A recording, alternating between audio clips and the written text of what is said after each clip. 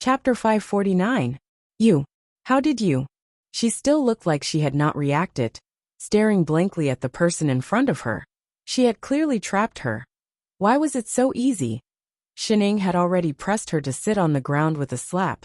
She also sat cross-legged at the side, and even took out a few plates of pastries, looking like she was planning to have a long talk. After a moment, as if recalling something, she suddenly raised her head and shouted at the two who were fighting fiercely. Chef, Father Neo, stop fighting. Come over and have a good talk.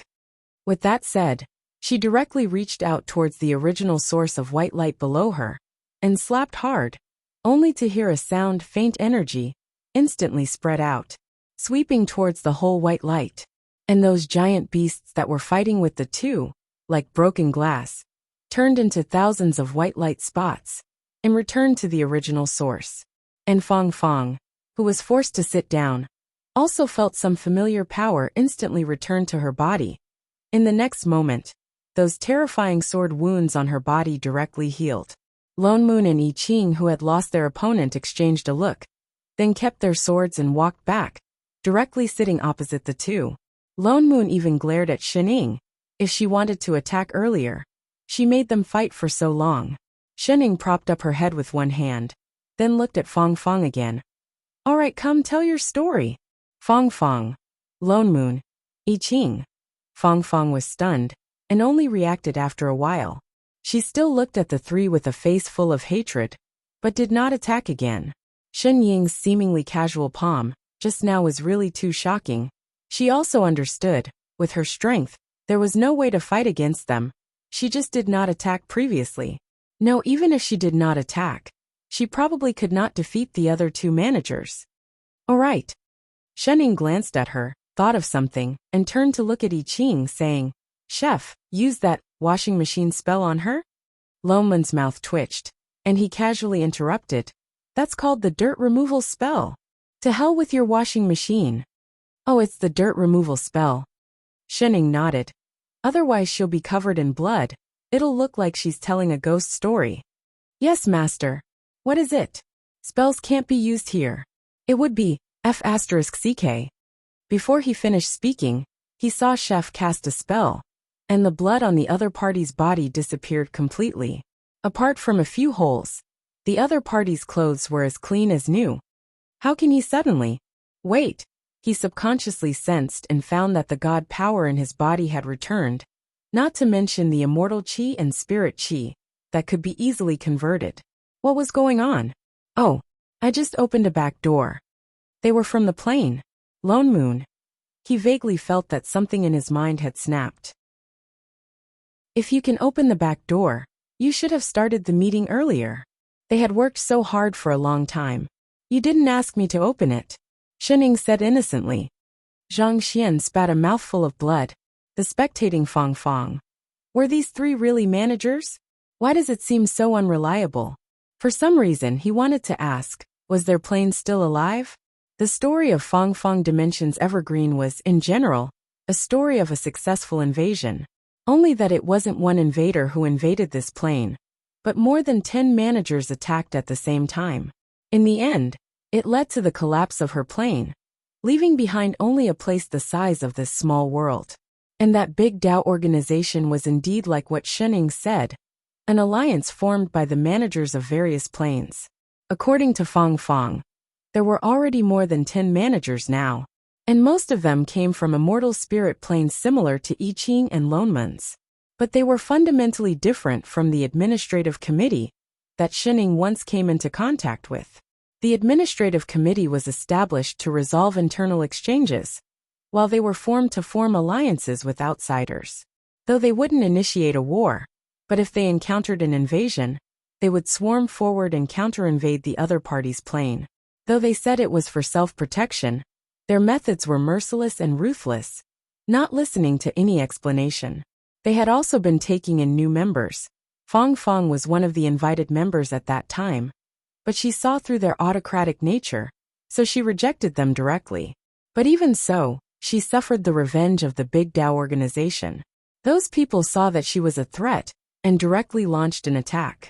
Fong Fong only managed to preserve the last bit of plane's original source, after using all her methods. She originally thought that she could start anew, but she was still discovered by those people. They trapped me in this small world and locked the last bit of original source, making me unable to escape or save my own plane. Fong Fong's eyes were empty, as if she had lost all signs of life. She was filled with despair. I can only watch as my plane moves towards death. What's funny is that they still use my dilapidated land as a trial ground for them to select their allies. They can be considered to have made full use of it. She suddenly looked up and gave a sarcastic smile. You are the targets of their selection this time. Shening fell silent. Lone Moon and I Ching's expressions didn't look good either. They didn't expect that the Big Tao organization would actually be a group of people like this. After a while Lone Moon spoke. What are their criteria for selection? Her smile grew colder. She took a deep breath and said, to discover the truth of this world, to find the correct path to the Big Tao organization. That simple? Simple? Fong Fong turned to look at him. That deep-rooted hatred just now began to surface again. It's naturally simple to you, but to me, it's a disaster time and time again. What do you mean? Lo Moon frowned. Do you think that you're the first batch of selected managers I've seen? She laughed coldly. Not many of them are like you, completely unaware of what the Big Tao organization is. Most of them have long heard of the existence of the Big Tao organization and can't wait to join. Of course, they also know that there will be such a test, but when they can't find the path at all, what do you think they will do? Lone Moon was stunned, his expression darkening. Yet Fong Fong continued to laugh coldly. The best way they can think of is of course to find me and ask for the correct path. But they can't find me easily, so they can only force me out. Some will still be fine. They will first threaten me. Some will just directly massacre the city to force me to commit. The people in this city are already the last living beings in my plane. They aren't afraid that I won't obey. And it works every time. So instead of waiting for death, why not strike first and gain the upper hand? She swept a glance at the few of them. Even if I'm going to die, why don't I give those bastards from the Big Tao organization some trouble? Chapter 550. Was this the reason why she targeted them from the start? For some reason, Lone Moon suddenly could not bring himself to blame her. After all, in her eyes, the fact that they could enter this place meant that they were already standing on the opposite side of her. Shen Ying, who was at the side, suddenly asked, Are the last living beings in the city? Why? Is this very hard to believe? Fong Fong turned back to look at her. The mockery in her eyes intensified. With a wave of her hand, the few of them only felt a blur in front of their eyes. And instantly, they were at another place. It was the city gate. On the streets beside, there were still people coming and going. But it seemed that they did not notice the sudden appearance of the few of them. Don't you want to hear a story? Then go out and verify it yourself. Fong Fong said with some self-abandonment. With that said, she did not wait for the few of them to reply, and directly left the city. The three of them exchanged a look and followed. This time, the guards at the city gate did not stop them. As if they could not see them, they went all the way out of the city. The moment they stepped out of the city, the scenery in front of them changed instantly. The original green mountains and clear waters outside the city were all gone. Instead it turned into a void, as if a layer of camouflage had been removed. The inside and outside of the city seemed to be two completely different worlds, directly separated from a few meters away from the city gate. The city was still bustling with activity, but a few meters away from the city, it was a vast and boundless void. There was nothing inside. There was no sunlight on the ground, not even air, only endless darkness. How could this place? Lone Moon was stunned. He did not expect the situation outside the city to be like this. No wonder she wanted to stop them from leaving the city previously. Now that he thought about it carefully, although there were many people in front of the city gate previously, indeed no one really entered or left the city. However, whether it was when he saw that fruit previously, or what he could sense now, this small world was indeed very big. There should be a wider world outside. Why was there only one city left? After locking me in here, they also locked the void space in here. As if knowing their doubts, she answered directly. They had no intention of letting me go in the first place.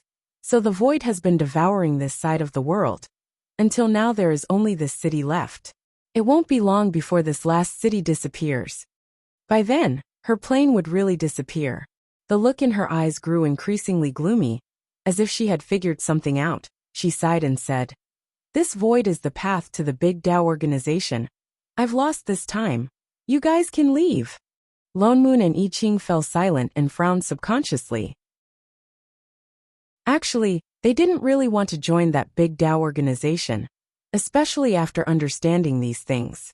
However, Shening, on the other hand, suddenly took 2 steps toward the void. She squatted down and stared at a spot. She turned and asked, "The girl who gave me the pear, is this the thing that's locking you up?" "Who's the girl who gave me pears? Also, what is it?" The 3 of them were taken aback at the same time. "That one." Shening pointed to the front. Seeing that the 3 of them were still confused, she quickly finished the fruit in her hand with a few crunches. Then, she smoothly threw the core of the fruit somewhere inside. Before the few of them could react, they heard a loud reverberation, like a heavenly bell, instantly spreading throughout the entire world. Following that, the ground beneath their feet shook. The entire city, no, the entire world seemed to tremble. "What's going on?" Lone Moon and I Ching were both taken aback. Fong Fong's eyes widened abruptly. With a look of disbelief she said, "You can see it." "Ah." Shening calmly took out another fruit. Nodding she said, "Isn't this very obvious?" Such a huge chain chained her up. The 3 of them who didn't see anything. How is this possible? Fong Fong's expression was even more shocked. She clearly searched for a very, very long time. When no manager entered, she spent all her time in the void, searching for the thing that locked her and her plane here. But she found nothing. Instantly, emotions welled up in her heart. There was excitement, agitation, hope, worry, and a hint of despair. It was very complicated. She stared straight at Shening, wanting to open her mouth but not knowing what to say. You, do you need me to pluck it out?" Shening suddenly asked. Her tone was relaxed and natural, as if she was asking if she needed to eat a fruit. Fong Fong's entire body shook. She looked at her in disbelief. A huge joy flashed across her eyes. A moment later, it sank again, becoming even more complicated. "You have to help me." "Why?" She clearly only wanted their lives from the start. "Huh?" Shening was taken aback. She seemed to have just thought of this question. She was stunned for a long while. Did she need a reason for this? She could only push Lone Moon beside her. "Father Neo, give a reason." "How would I know?" Lone Moon glared at her. Then he replied casually, "Just take it that we're nosy?" Yet her expression became even more complicated. She clenched and unclenched her fists a few times. The remaining hatred in her eyes instantly disappeared completely. She closed her eyes and took a deep breath, as if she had let go of something. After a while she said, "Forget it. You don't have to do this. This has nothing to do with you in the first place. Why bring trouble upon yourselves?" She sighed.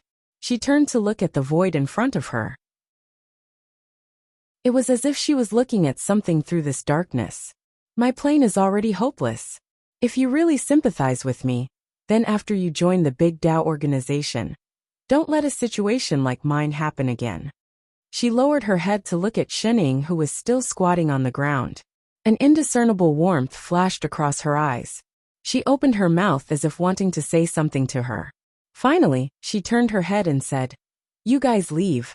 Even if you can see it, the seal set by more than 10 managers at the same time will not be easily." Rumble. Before she finished speaking, there was a sudden loud sound. Shening suddenly reached out towards the void. She seemed to have grabbed onto something and pulled hard. The entire heaven and earth shook even more violently than before. Even Fong Fong could not stand steadily. In the next moment, a huge piece of heaven and earth appeared beneath her feet. The city that was originally right in front of them was pulled further away in an instant. It completely disappeared from their vision. No, it was not that the city had run far away. It was that the void had retreated. They were just conveniently pulled to the edge of this new world by the edge of the void. Fong Fong only felt her entire body lighten. It was as if some familiar power had returned to her body instantly. She could even feel that the plane that was originally so weak that it seemed like it was about to be extinguished suddenly had an additional trace of life. A huge gap appeared in the power that was chaining her. Chapter 551. How could it be? Her face was bewildered, as if she couldn't react at all. She was completely stunned. It was clearly a seal made by more than 10 managers working together. After so long, not only was she completely helpless, she couldn't even sense where the thing that was sealing her was. Why was it so easy for her to cheat or whatever? You'll be fine once you get used to it. Father Niu, who was experienced, suddenly spoke. Huh? What cheat? Fong Fong was stunned, but Shening had already turned and walked to the side. There are 2 more. With that said, she squatted down again, grabbed something, and pulled it up like weeds. The void retreated rapidly again. It was unbelievably easy. Fong Fong even couldn't help but start to doubt her own eyes. Those seals were so easily gone? Although she vaguely sensed from the start that she was the most capable one among the 3. That was why she mistook her as a manager. But wasn't this also a little too much? This was simply a completely different existence from managers. Then what exactly was she? Until she pulled out the last seal, the entire world had changed completely. Although it was still barren, and wasn't as vast as the plane, it was already a complete world of its own. And the void that was originally dark and boundless also instantly shrunk and deformed, becoming only a passageway the height of a person, like a plain door, hanging in mid-air. Obviously, this was the door to the Big Tao organization. All right. Shening clapped her hands, then stood up. You this. Fong Fong looked straight at Shening. That power that had been sealing her in the plane had completely disappeared. For a moment, emotions such as excitement and disbelief surged up in an instant, striking her so hard that she couldn't come back to her senses. After a long while she finally understood. She seemed to be finally free. Her eyes instantly turned red. The sky full of water rushed out at once. Even her vision began to blur. The corner of her mouth opened and closed a few times, as if she wanted to say something. But in the end, only 2 words came out. Thank you. Other than thanking, she really couldn't think of any other words. Shening tilted her head and replied, You're welcome. If there's nothing else, we'll leave first. Shening glanced at the 2 beside her, then turned and walked towards the void passageway. It was as though what happened just now was just a small interlude. Lone Moon and I Ching looked like they were used to it and followed. Just as the 3 of them were about to leave, Fong Fong then reacted and shouted anxiously, Wait! Is there anything else? The 3 of them turned around. You are going to the Big Tao organization? I have to go take a look, Lone Moon replied. Her expression instantly turned serious. She took 2 steps forward and said, Although you might think that I'm saying this after the fact, but please be careful of the people from the Big Tao organization. They are definitely not what they seem on the surface. Even if they sent an invitation, it doesn't mean that they sincerely welcome you to join them. Lone Moon frowned and looked at her. Why do you say that? She gritted her teeth, and hesitation flashed across her face. After a while, she said in a low voice, I don't know if I'm thinking too much, but after so long, I've been thinking too much. The Big Tao organization had been recruiting managers on a large scale. Who knew what scale it had reached now? I have a feeling that they didn't establish such an organization just to protect themselves. They should have other motives. Lone Moon's expression darkened. He had thought of this as well. That place was probably not a good place indeed. And a tinge of guilt suddenly surfaced on her face. Don't tell them that you helped me escape the lockdown. It's best to pretend that you've never been here. I understand this. Lone Moon nodded.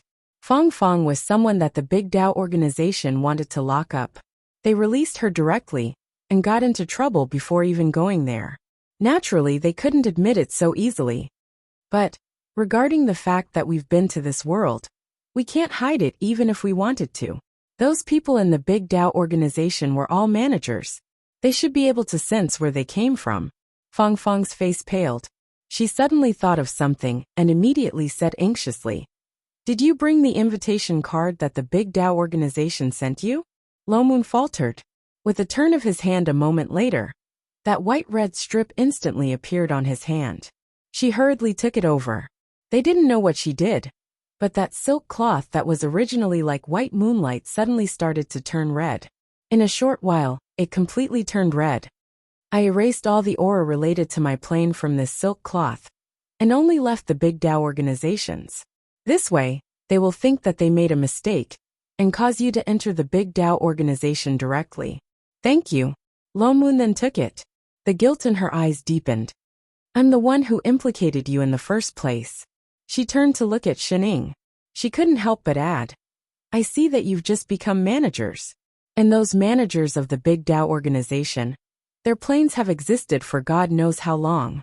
Their power is not something that ordinary managers can fight against. And they have a lot of people. So please be very careful.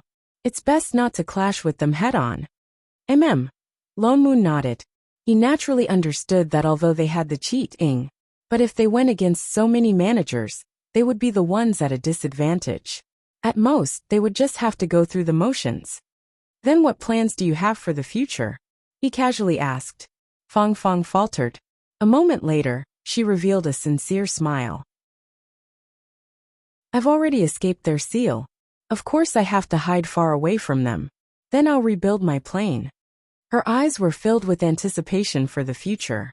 There was no longer the despair that she revealed from time to time. Then we'll meet again, Lomoon said and was about to turn, but Fong suddenly took 2 steps forward and walked to Xinying's side. Full of excitement and gratitude, she pulled her hand and said, Miss Shun, I have nothing to give you. Please take this. With that said, she stuffed a pear into her hand. This is a small sealing array, made using the original source of my plane's chi. Although it's ineffective against you, it can still trap 1 or 2 ordinary managers. It might be useful if you bring it along.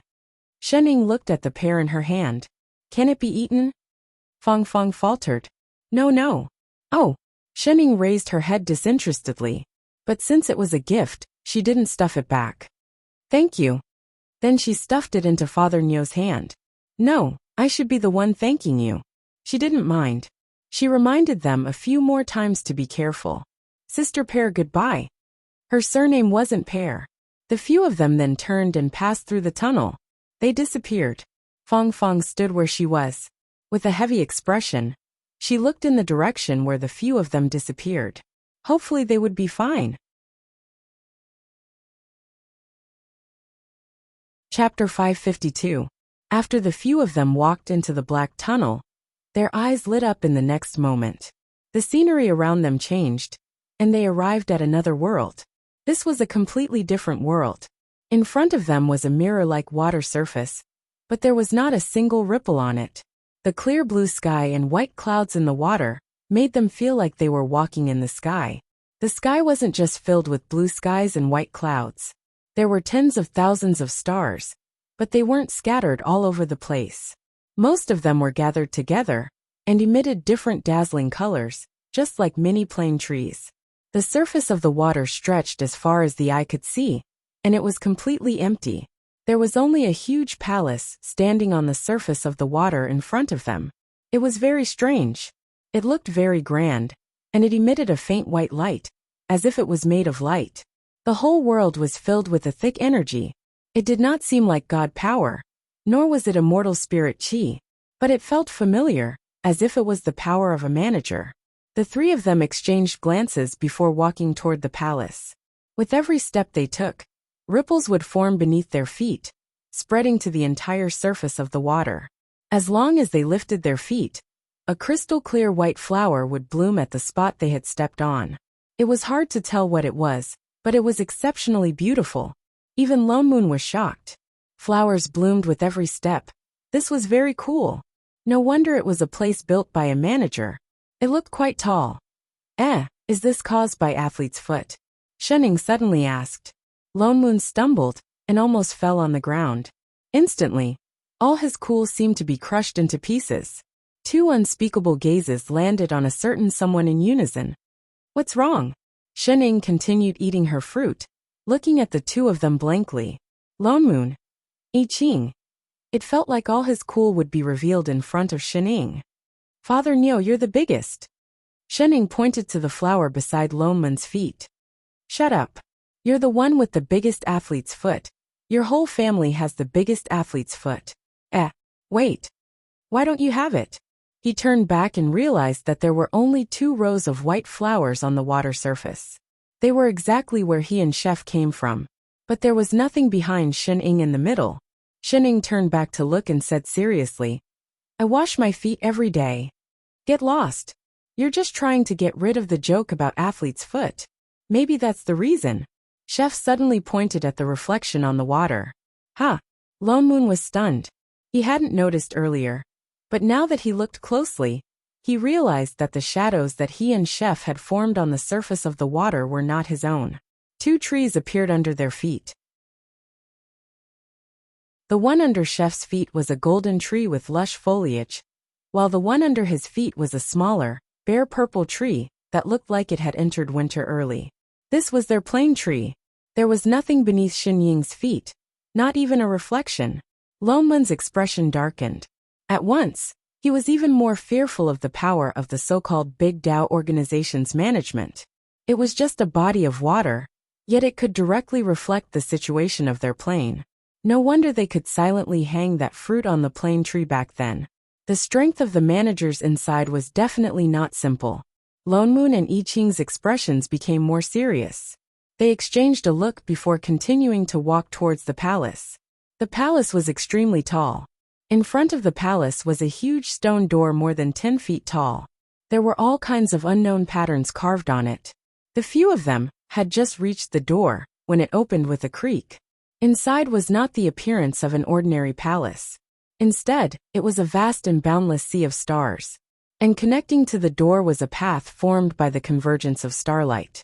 As they walked on it, there were still bits and pieces of starlight floating around, like disturbed fireflies.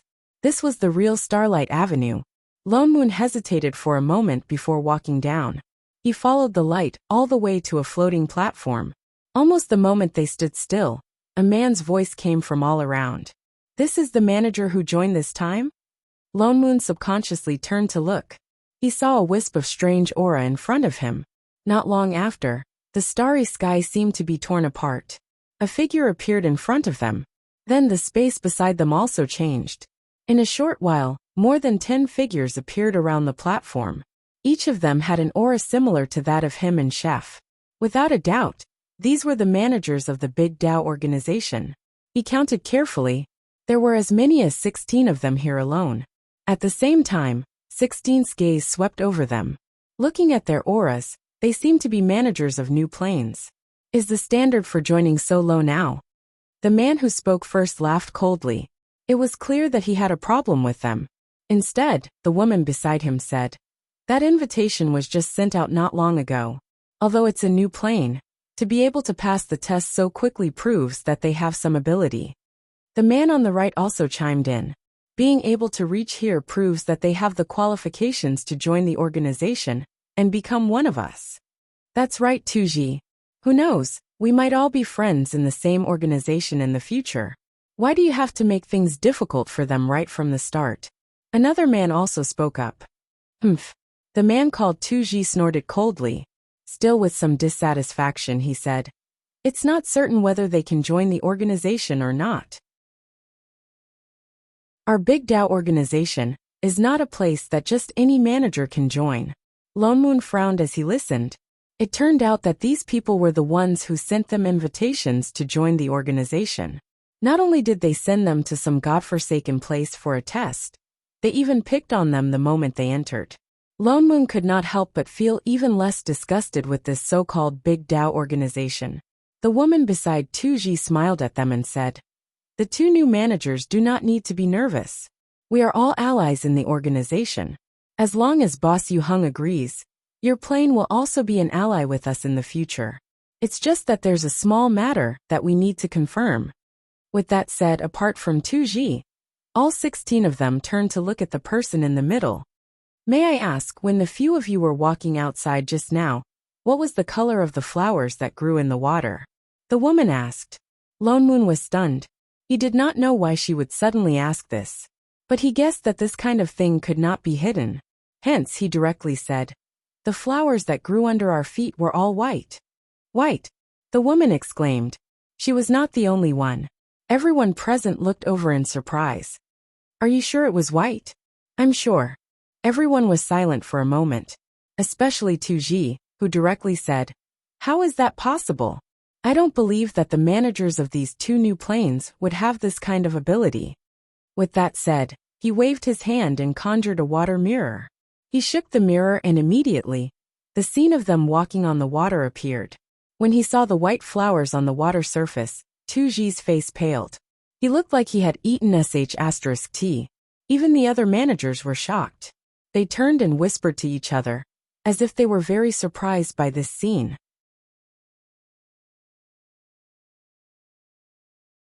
Chapter 553. May I ask everyone, what do these flowers mean? Lone Moon couldn't help but ask. The lady who spoke then replied, "You two might not know since it's your first time here. The water outside is called the initial water realm. It can reflect the appearance of the manager plane, and the flowers that grow can show the manager's abilities. The lighter the color, the higher the cultivation of the person. It's the first time we've seen white flowers like yours." Even among the 16 people who came to receive them, none of them were white. Was the athlete's aura used to test their abilities? He couldn't help but turn to look at Chef, who was also confused. Their abilities were considered high among the managers? He didn't feel anything at all. Moreover, if the higher the ability, the lighter the color of the flower, then why didn't Shuning even bloom? What was going on? Maybe it was because of the athlete's aura. Pooey. Because of the flowers. The 16 people on the platform looked at them with much friendlier expressions. Even Tuji, who was looking for trouble at the start, didn't mock them anymore. "Looks like I have to congratulate the two of you in advance for becoming members of the Big Tao organization." The lady's gaze became more passionate. Lone Moon held it in, but didn't say anything to object. Naturally, he didn't want to join this Big Tao organization.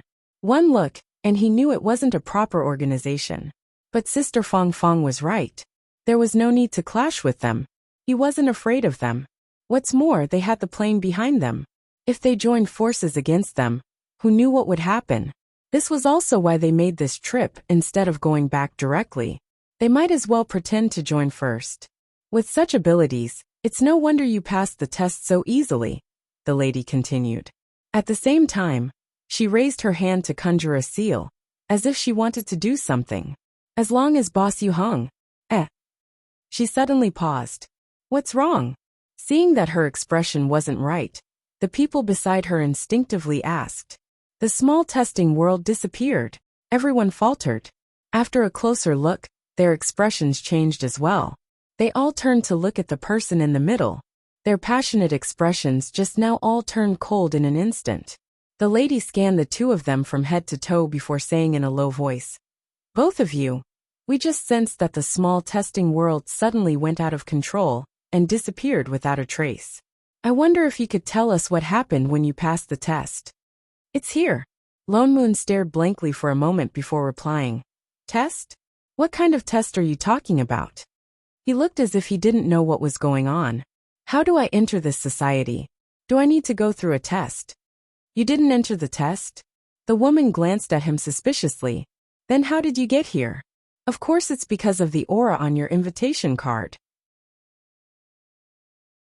Lone Moon took out the red ribbon that he had prepared earlier and activated his immortal chi.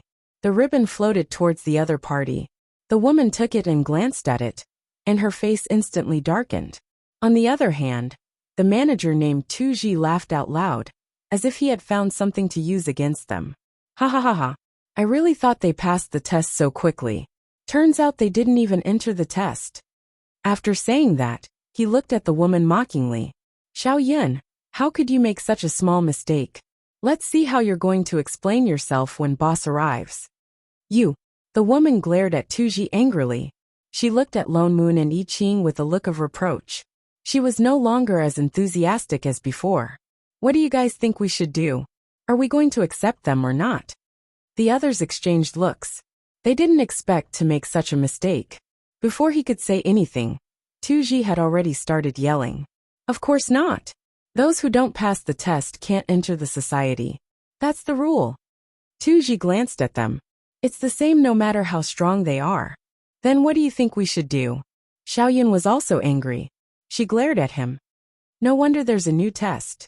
The small world for the test has already disappeared. Anyway, we can't let them enter the society so easily. What's more, they're people you found. You. Seeing that the two of them were about to start arguing, someone beside them suddenly said, Stop arguing, the two of you. Boss is here. The two of them's expressions changed. They stopped arguing at the same time. The next moment, a special suppressive force appeared in the air. This suppressive force was so strong that it was completely different from that of a manager. Even Lone Moon and I Ching were stunned. They subconsciously turned to the right. They saw the space in that direction distort. A man dressed in black suddenly appeared. He was dressed in a long black robe that was embroidered with ancient light-colored patterns. His long hair flowed down his back like silk. He had sharp eyebrows and bright eyes. He was very eye-catching. He looked even better than the human form of Radish. However, there was a hint of coldness in his eyes. The suppressive force, just now, was coming from his body. This must be the boss Yu Heng that those people were talking about. Lone Moon and I Ching couldn't help but be wary. This was not an ordinary manager. Greetings, boss. The 16 managers present all bowed in his direction. Their expressions didn't look like they were showing respect to their colleagues. They looked more like fear? What's the matter? Yu Heng asked directly. Xiao Yun's expression changed. She stepped forward and explained. Boss, there's a problem with the two managers we just invited. They came here without going through the test. Coincidentally, the small world for the test has disappeared. We can't bring them back for the test, so what's the problem? Yu Heng asked directly. Xiao Yun's face turned even paler. She handed over the red ribbon in her hand. Boss, it's my mistake. I tied the teleportation coordinates on the invitation card wrongly. Please punish me. Yu Heng glanced at the ribbon. His expression turned even colder. He took it and asked, What do you plan to do? Xiaoyun said hesitantly, They're not bad. She was just about to tell them about the white flower. Rules are rules. Tuji suddenly rushed out and continued arguing. Boss, people who haven't passed the test can't join the Big Dao organization. We can't break the rules. Otherwise, wouldn't anyone be able to join? We can't just let them go back, can we? Go back. Tuji snorted. He scanned the few people in the middle with evil eyes. Go back for what? Have you ever sent anyone who hasn't joined the Big Dao organization back? Xiaoyun paused. She seemed to have thought of something. You mean? They broke the rules. Of course they have to pay the price. Tuji's eyes suddenly lit up. He looked straight at the two of them. Anyway, their plane is just a newborn plane. That isn't that important. The powers of these two can be used to nourish the waters outside. Wouldn't it be better to help other members increase their powers?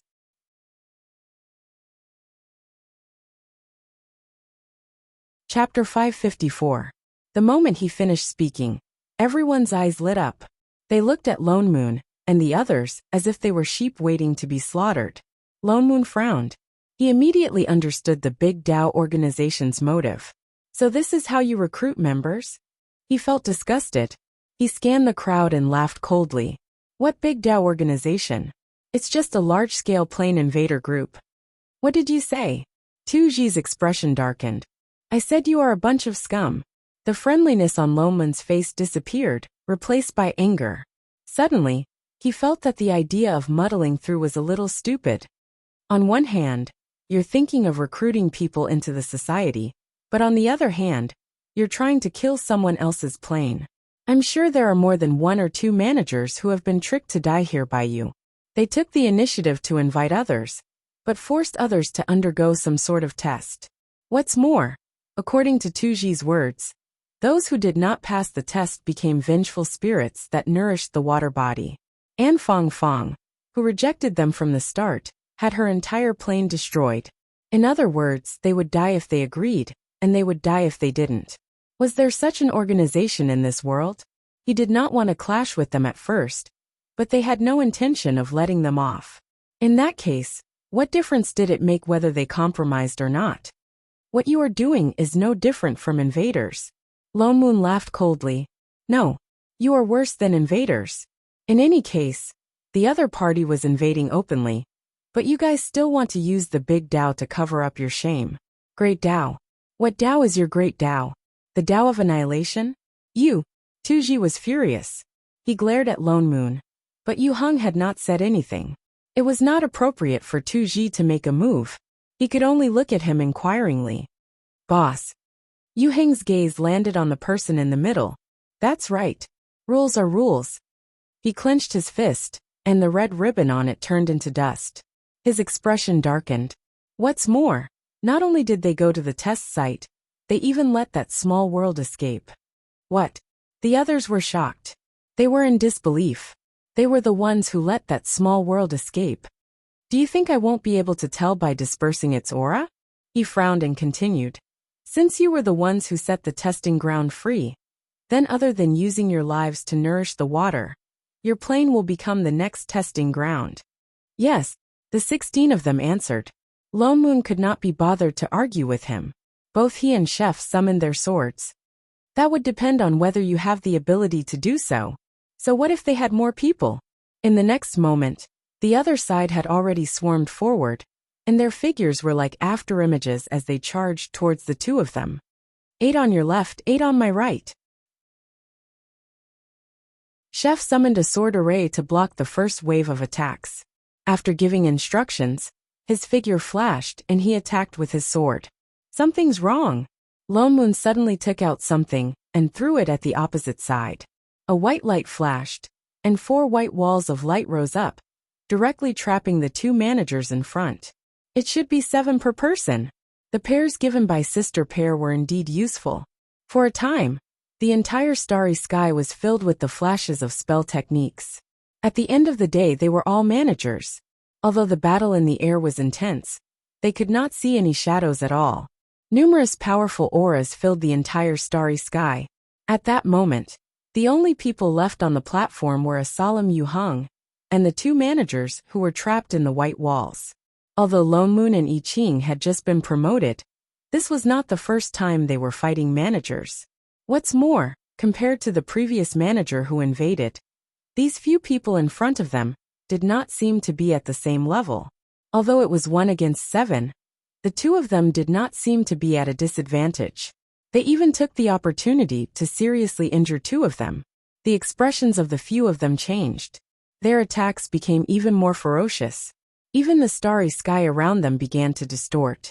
Tu Ji, who was fighting with Chef, was the one who was in the worst condition. He did not know if it was because he had spoken too much earlier. Every attack that the other party sent at him was more ferocious than the others. In a short while he was already covered in wounds. Even the flow of his energy became smoother. He gritted his teeth and took advantage of the time when the other party was attacking to hide himself. He went behind the other party and used all the energy in his body to attack with all his might. Just as he was about to attack, I Ching turned around and changed the sword technique in his hand. He attacked in the direction where Tuji's attack came from, and then dodged to the side. Then, it hit the other manager opposite him. After all, it was a full-force attack. The manager's body was immediately cut in half. With a loud thud, he fell to the ground. Even if he did not die, he was already half dead. Tuji did not expect to hit one of his own. He was completely stunned. However, the energy did not disappear. Instead, it mixed with I Ching's sword chi and attacked something to the right. There was a loud cracking sound. It was as if some mechanism had been activated. In the originally pitch-black starry sky, a crack appeared. It was as if the entire place was being torn apart. Lone Moon, who was already prepared, sent a ray of sword chi into the crack. He waved the sword in his hand, and there was a loud crashing sound. The entire starry sky shattered like a piece of black glass. It fell one after another, faster and faster. Then with a loud crash, the starry sky disappeared. The entire beautiful palace collapsed. Everyone returned to the body of water. The feeling that had been suppressing Lone Moon and I Ching disappeared. The remaining managers' expressions changed. Lone Moon's heart relaxed. Did they really think that they did nothing when those managers were discussing? He and Chef had already figured out that starry sky. It was a world within a world. And it was a world that completely belonged to the 16 managers. That was why their abilities were suppressed. While they were chatting, he and Chef had already discussed how to break out. Without the suppression, the two of them attacked even more fiercely. But the other side had more people after all. Although one was crippled and two were locked up, Tuji had lost all his fighting strength, and one was seriously injured. But there were still 11 people. The two of them were having a hard time dealing with them, and the other side seemed to have noticed that they looked scattered. But in fact they were working together from time to time. They had the intention of taking them down one by one, so they started to cooperate and attack.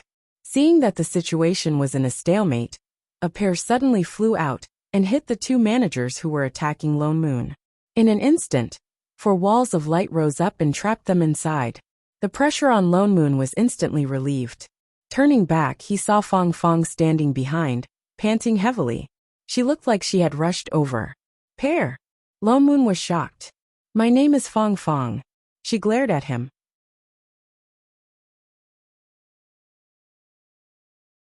Chapter 555. Why did you come back? Didn't they say that they were going to leave and rebuild the plane? He rushed forward to help as he said, You guys helped me. I can't do something so disloyal to leave you guys and run away. She gritted her teeth, her expression fierce. Damn it, it's just one life. So what if I die? Lone Moon was stunned.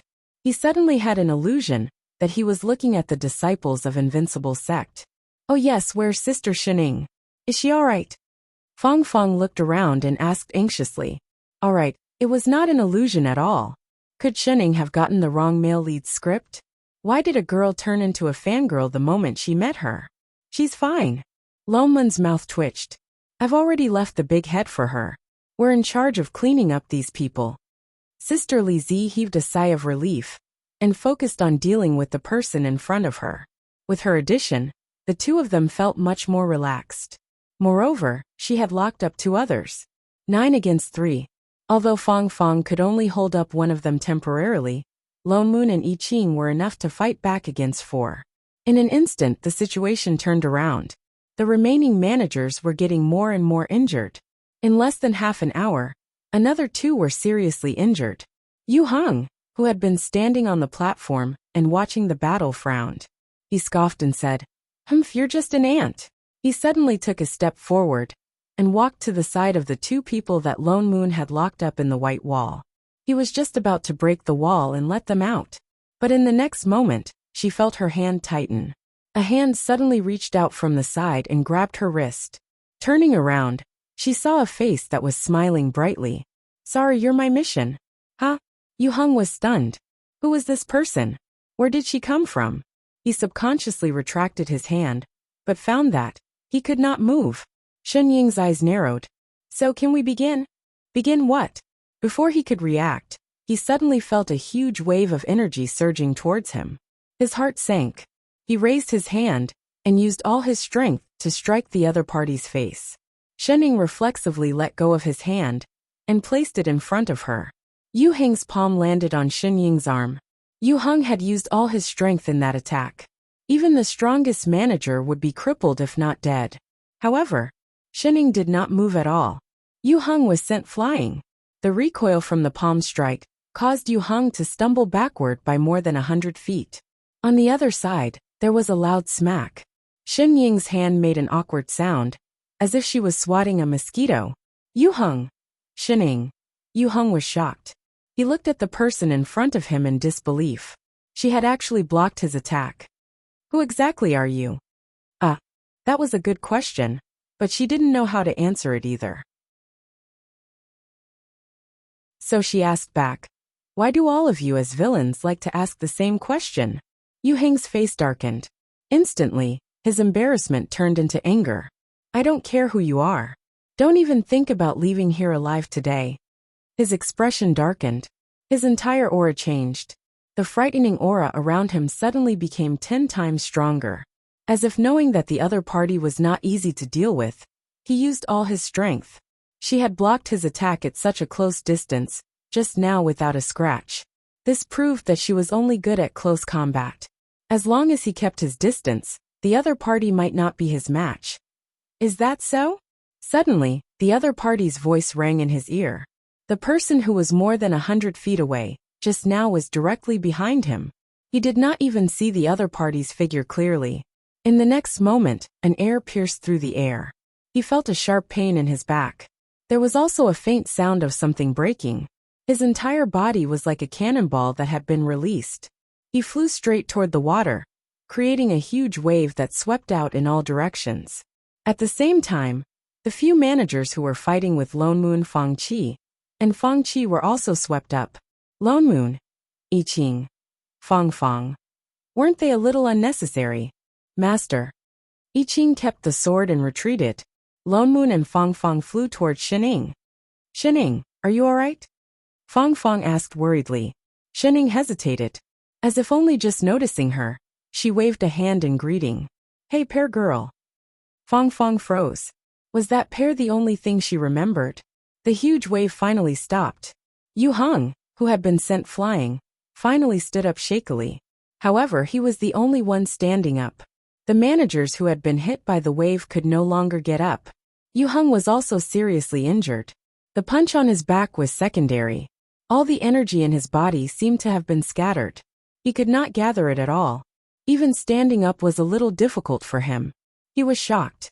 His eyes were filled with hatred and caution as he stared at the person in front of him. He never thought that the other party would have such terrifying power. He could not withstand just one blow. Who was this person? This was not the power of a manager at all. Could it be?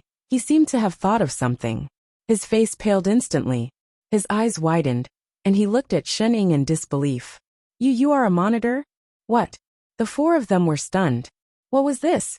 Yu Heng thought that they had admitted it. His gaze became even more vicious. Even his originally pleasing face became slightly twisted. I never thought that there would really be a monitor. The fear on his face deepened. Suddenly, he gritted his teeth as if he had made up his mind about something. If that's the case, I can only give it my all. I want to see if you, the monitor, are really as the rumors say. His expression changed. The aura on his body became thicker and thicker. Even the surrounding water seemed to be stimulated by something and started to boil. Lone Moon was stunned. He suddenly had a bad feeling. What's wrong? Fang was also shocked. But in the next moment, she felt her whole body sink, as if there was some terrifying pressure sweeping over. Her legs trembled. She felt her blood and chi churning, and instantly had the illusion that she was about to be crushed. Shining, who was still at the side, pulled her along. Some kind of gentle energy covered over. Only then did her whole body relax, and she stood up straight. Turning around, she saw that Lone Moon and I Ching were also looking very serious. Suddenly, the ground beneath Yu Heng's feet seemed to have been dyed black. A large patch of black began to spread. The water that had originally seemed to contain the blue sky now looked like it had been dyed with black ink.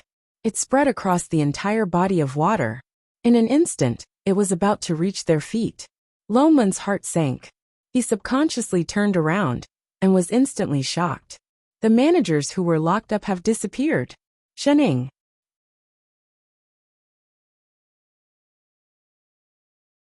Chapter 556. Shening had already rushed over. But she was still one step too late. Yu Heng seemed to be prepared for this. In a flash, he disappeared from his original spot. Shening missed her target. The next moment, Yu Heng appeared in the sky. Lone Moon and the other two rushed over as well. Lone Moon looked around and realized that the managers who were lying on the ground had all disappeared. Everything around them had turned into a pitch-black body of water. What was going on? What was Yu Heng trying to do? Those managers. Are you looking for them? As if he could guess what they were thinking, Yu Heng, who was in the sky, smiled sinisterly. Beside him were the 16 managers, including the 4 who had just been locked up. Some of them were still unconscious. However, all of them were tied up by black threads and could not move. Boss! Tuji was panicking. He looked down at the black threads that bound him tightly. What are you? Yu Heng did not answer. Instead, he looked down at Shening. He looked excited. I just wanted to find a way to slowly improve my abilities. I didn't think that I would attract the legendary monitors. But that's good too. With that, he waved his hand and grabbed Tuji, who was closest to him. In the next moment, Tuji turned into a red fog and entered Yu Heng's body. The thick black around Yu Heng slowly turned into a strange red. Tuji did not even have time to scream. In the next moment he turned into dust. Not even his bones were left. Yu Heng's aura became even thicker. The suppressive force around him became even stronger. Loman's heart jumped. He finally understood why Yu Heng had taken the 16 managers away. It was not to save them. Oh no, he's absorbing the manager's energy. Quick, stop him. But it was too late. Ha ha ha. Yu Heng laughed maniacally. The fear on his face had long disappeared. Instead, he looked greedy. Once I've absorbed them, it'll be your turn. With your energy, no plane will be able to stop me in the future. He was getting more and more excited. The black chi around his body dissipated. The remaining managers glowed with different colors and started to rush into Yu Heng's body. For a moment, red, blue, yellow, all sorts of energies melted into the darkness around him, dyeing his originally pure black aura into a sea of colors. At the same time, the suppressive force around them became heavier. They could even feel that the layer of energy that Shunning used to protect them was being shaken, as if it was going to break at any time. They could not even rush out to stop it. F***ck. Lone Moon cursed under his breath. Those managers were Yu Heng's subordinates after all. Yu Heng actually absorbed their energy without hesitation. It looked like this so-called Big Dao organization had always been a cover for them to invade other planes. They were just using other managers to increase their own power. But looking at how he had fused the energy of more than 10 managers, there might be more than before. He and Chef were not afraid of facing 16 people directly. But if it was now, none of them would be able to fight Yu Heng. Shunning was the only exception. But no matter how powerful Shunning was, she was only slightly stronger than a manager. Could she really defeat her opponent? He turned around worriedly. Shun. He saw that Shunning was still as lazy as before. No, she was even lazier than before. It was as if she did not see what was happening in the sky. She even took out a fruit and continued to chew on it. When she heard him speak, she tilted her head and replied, "Ha!" Loman's mouth twitched. Was this the time to eat fruit? Ha ha ha ha. Yu Heng had already absorbed all the energy of the managers. He looked at them as if they were dead. It's your turn. Lone Moon panicked. Quick, think about what we should do. With that, he and I Ching subconsciously stood in front of Shening. I'm thinking. Shening answered as she chewed on her fruit. I only have one question that I can't figure out. What question? Do you think? She suddenly pointed at the man who was flying towards them with a sinister smile. He just ate so many things. Won't he have diarrhea? Huh. What kind of question was that? Gulp. Suddenly, a strange sound came from the sky. Yu Heng, who was attacking them, stopped in his tracks. His face paled, and he suddenly bent over and hugged his stomach, revealing a pained expression. Lone Moon. I Ching. Fong Fong. The situation was extremely awkward. See, didn't I say he would have diarrhea? Shening replied. How could that be? How could this be? Yu Heng seemed to be in so much pain that he fell from the sky with a loud thud. He hugged his stomach and rolled on the ground. The arrogant expression on his face was now one of agony. The few of them took a closer look and saw that Yu Heng's body seemed to be splitting apart. Suddenly, cracks appeared all over his body. In the middle of those cracks, the various types of energy that Yu Heng had absorbed earlier were desperately trying to escape. It was as if they were trying to break free from his control. Yu Heng, on the other hand, looked like he was in disbelief. His eyes were filled with madness. Impossible. I was able to absorb those types of energy earlier. How could there be a backlash? That's impossible. He suddenly thought of something and turned to glare at Shening. It's you. What did you do?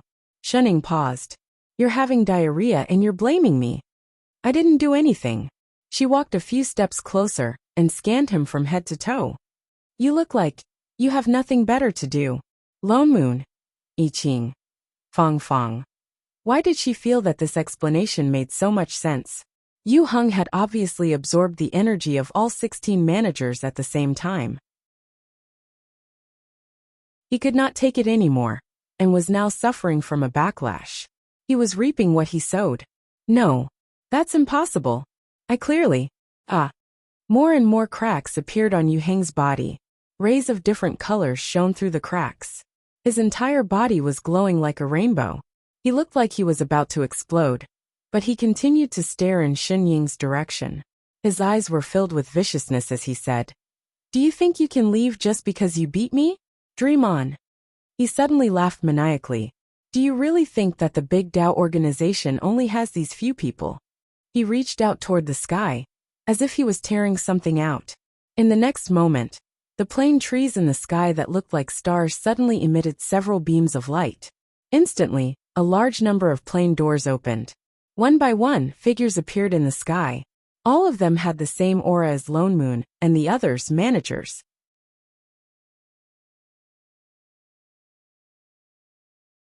Chapter 557.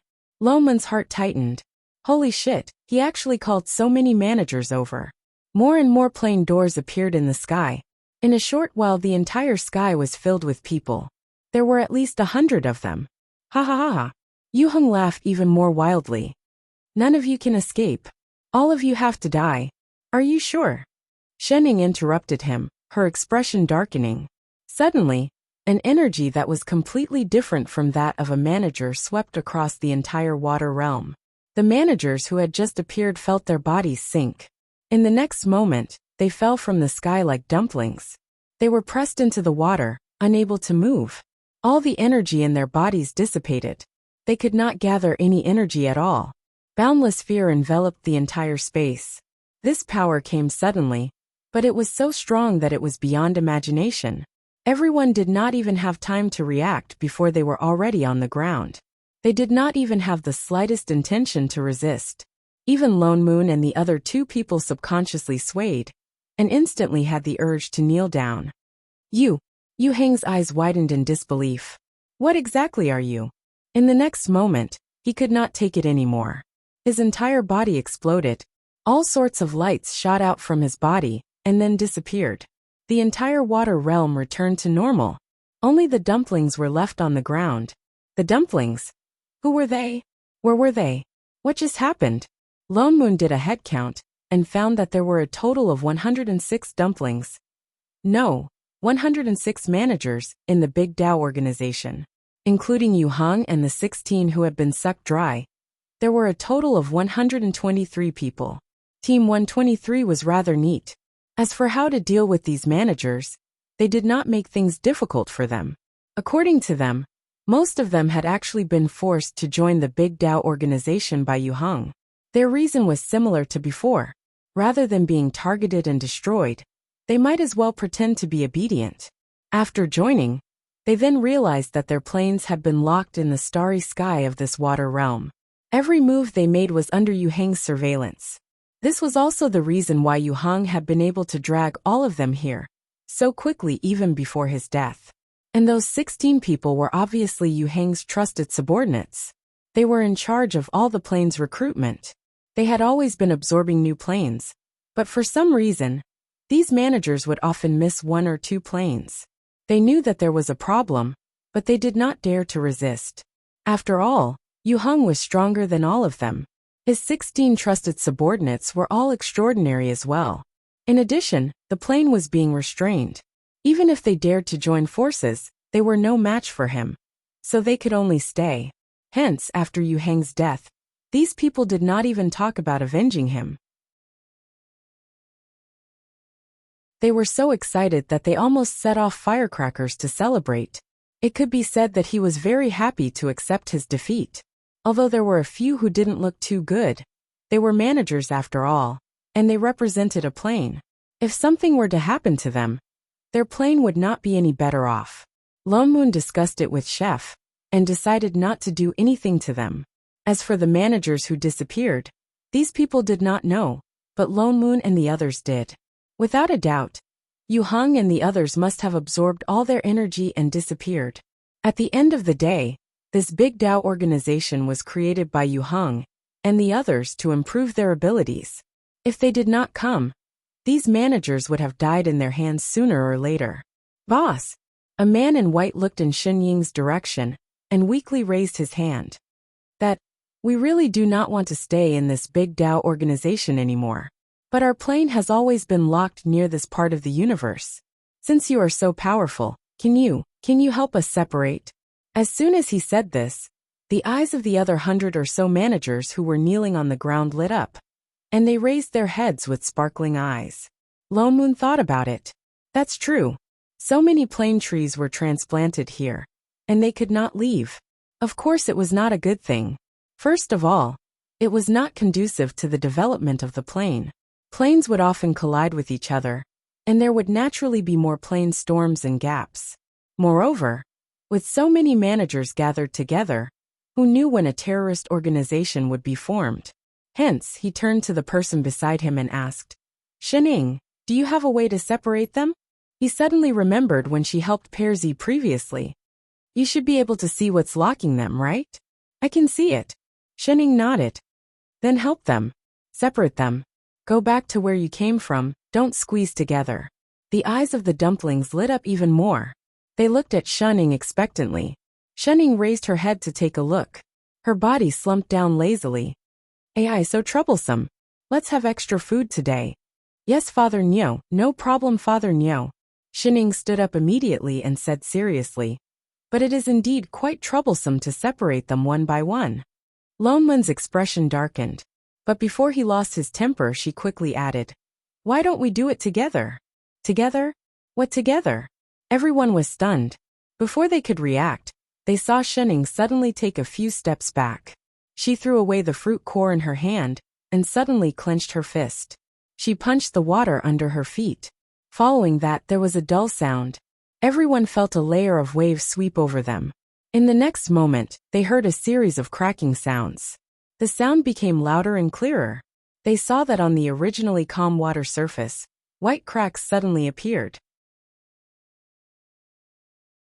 In an instant, they covered the entire water surface like a pearl net. The entire water surface broke apart like a broken mirror. Those cracks even began to spread toward the starry sky above their heads. The dumplings were all stunned. This starry sky and water surface were created by the combined energy of several resistors in the U region. That was why they could not escape at all. Compared to breaking away from a plane, it was obviously more difficult to destroy this place. But she just did it with one punch.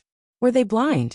But in the next moment, the dumplings were not in the mood to think about this problem, because they felt a long-lost feeling. The feeling of freedom. My plane lock is gone. Me too. We finally don't have to be locked here. That's great. Is this a miracle? My plane can actually really leave this starry sky. Free, we're finally free. The dumplings were more excited than the last. Some even jumped up directly. Their faces were full of joy, as if they had been given a new life.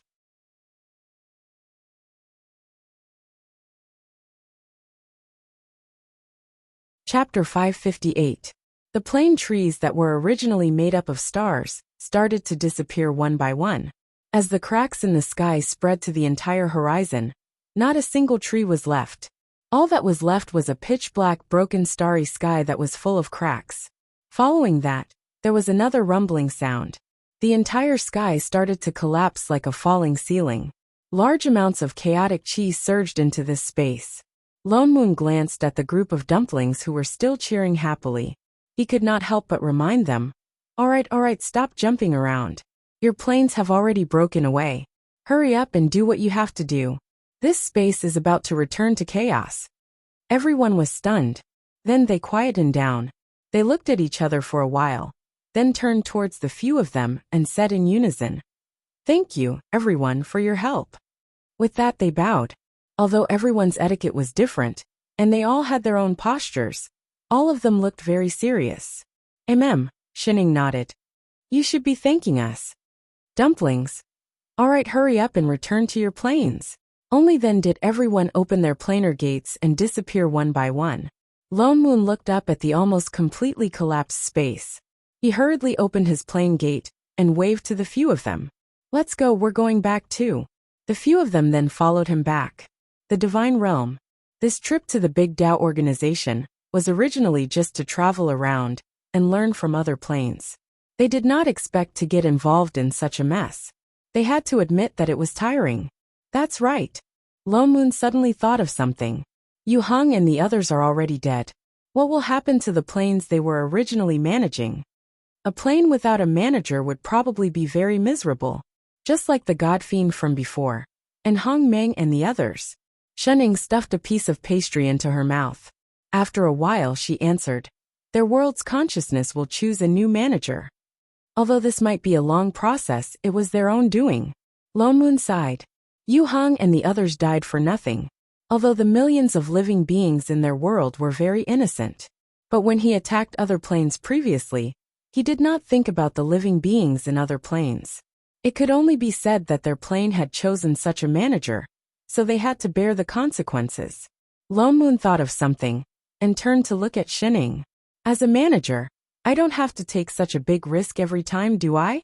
Invading from time to time? For the umpteenth time, he regretted taking this position. Shenning stiffened and immediately smiled. How can that be? Father Niu, are there still a lot of good people? Good person? Lone Moon's face darkened.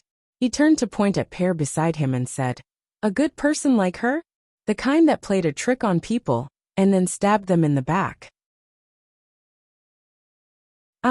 Fong Fong's hand that was holding the teacup stiffened. Wasn't she already Yi Fong's teammate?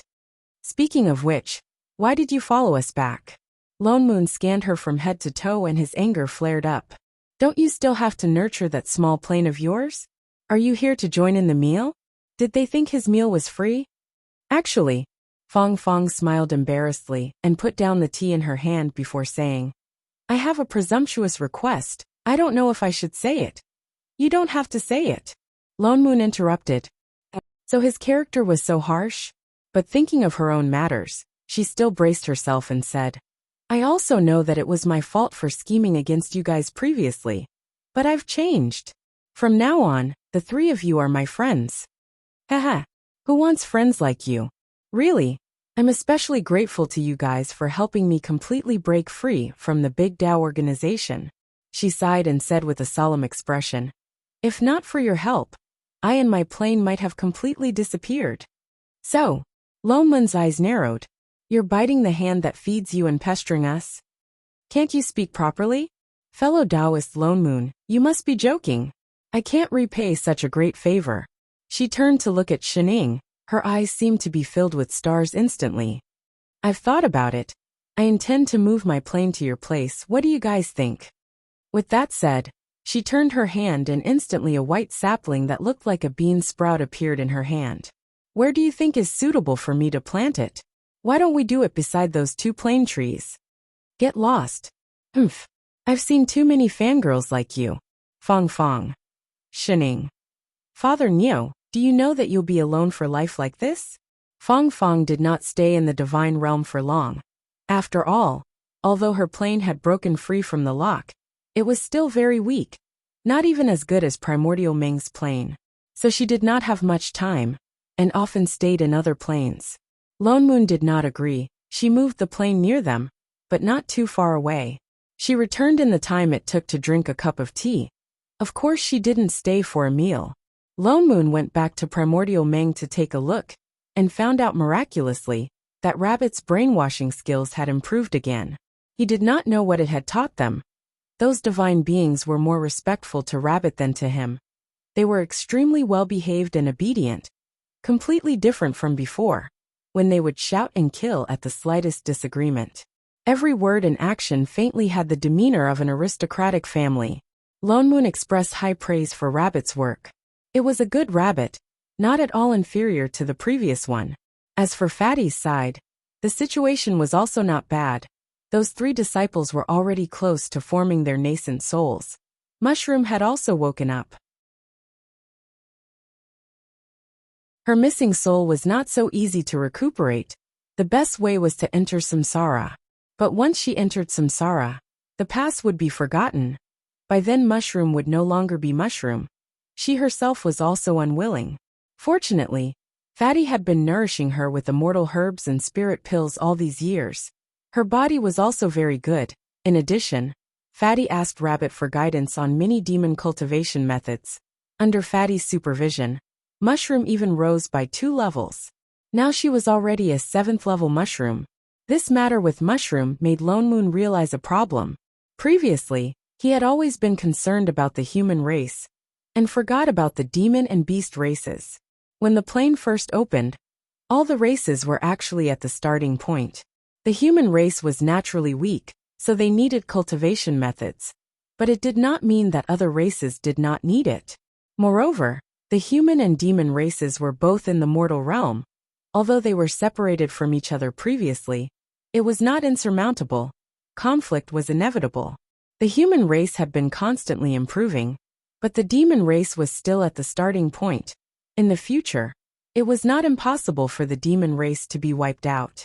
That would be too much of a pity. After all, there were still many good demons like Rabbit. Moreover, the plane also had to maintain the diversity of races. So he instructed Fatty to also put the demon race's cultivation inheritance on the agenda.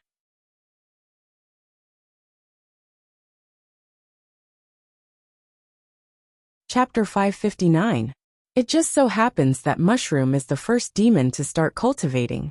Once he reaches the 10th level, he will go down the mountain to teach Tao like the other disciples.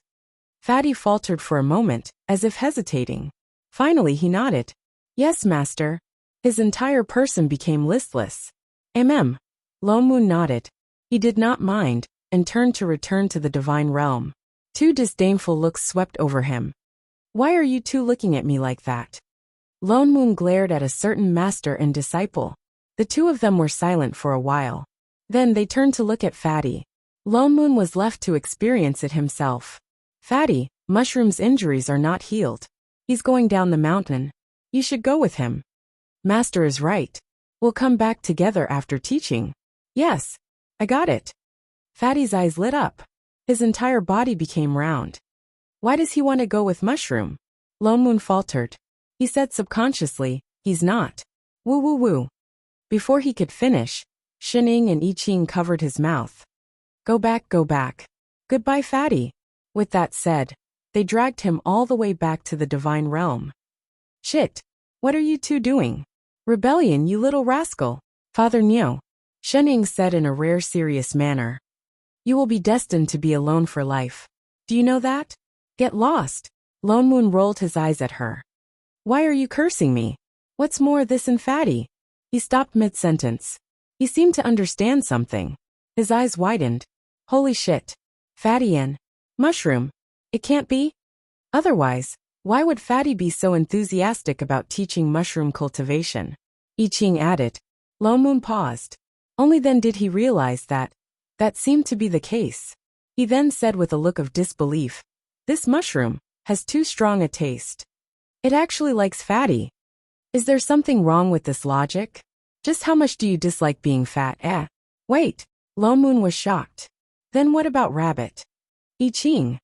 Shining. Why did they feel like there was a train passing by, and it was a one-way train? Come to think of it, Lone Moon did not have the slightest self-consciousness at all. He scanned the master and disciple pair from head to toe. How did the 2 of you figure it out? Forget about Shining. She often went crazy anyway. Chef, who had never been enlightened for 10,000 years, could actually see through it? The 2 of them looked at each other and replied in unison. We have experience. Lone Moon. Go to hell with your dog food. What's wrong with being single? Did a single dog offend you? As they spoke, a beep came from Shen Ying's direction. The wristband on her wrist suddenly lit up with a red light. She waved her hand, and a light screen popped out, flashing the symbol of an envelope. What's this? Lone Moon asked. A friend, she replied. I Ching and Lone Moon were stunned. Shen actually had friends that they didn't know. She reached out and tapped on the symbol. The symbol flickered, and in the next moment, an unfamiliar male voice rang out. Little Ing, I've never heard of the matter that you're talking about. I've asked a few acquaintances for you, but they're not clear about the situation either. If not, you can go to the association to do some research, Otherwise, there was a hint of a smile in the voice. You can only ask your sister. Don't worry. I'll help you put in a good word. In the next moment, the voice was cut off, but the familiarity in the voice was obvious, as if it was really a friend that they hadn't met for a long time. Master, this is... I Ching couldn't help but speak. For some reason, a faint panic rose in his heart. This person who spoke, is he from another plane? Lo Moon also asked. What are you looking for him to investigate? Nothing much. Shenning turned off the light screen and continued to slump back on the chair. Then she answered. That person last time. Didn't he mention something about a monitor? I was curious, so I asked around. The two of them then recalled that Yu Hung from the Big Dao organization had indeed said that Shenning was some sort of monitor. At that time, they were busy fighting and didn't pay much attention. Now that they thought about it, he seemed to be extremely fearful of it. Lo Moon suddenly recalled that a while ago, Shenning said that after she went into hibernation, there were some changes in her body that even she herself didn't know about. Could it be related to this? His heart sank, and he instantly became a little nervous. It's a pity that no one has heard of it. Shenning took out a fruit and habitually nibbled on it. Is there no other way? Lo Moon asked. He kept feeling that if he could figure this out, he would be able to find out the cause of Shen Ying's body. What was that person talking about checking the information about? It's the information about the administrative committee. Administrative committee? Lo Moon and I Ching exchanged a look. This was the second time they heard Shenning mention this association. Didn't you say that it's an unreliable organization? Why is there still information about it? The administrative committee has a reference room. Shenning tilted her head and explained. It was built by everyone when they were bored. Usually, when something big happens in each plane, it will be submitted to the reference room for other managers who encounter similar situations. Summing up experience, this was a good idea. It seemed like this administrative committee wasn't so unreliable after all. Oh right. She thought of something and added. Father Neo, last time when I hacked your server, I uploaded this information. Mother **Ker. Shameless scavenger. Then Master, are we going there now? I Ching asked. Not now, we'll talk about it later. Wait for what? Lo Moon glanced at him. Wasn't it better to investigate this matter as soon as possible?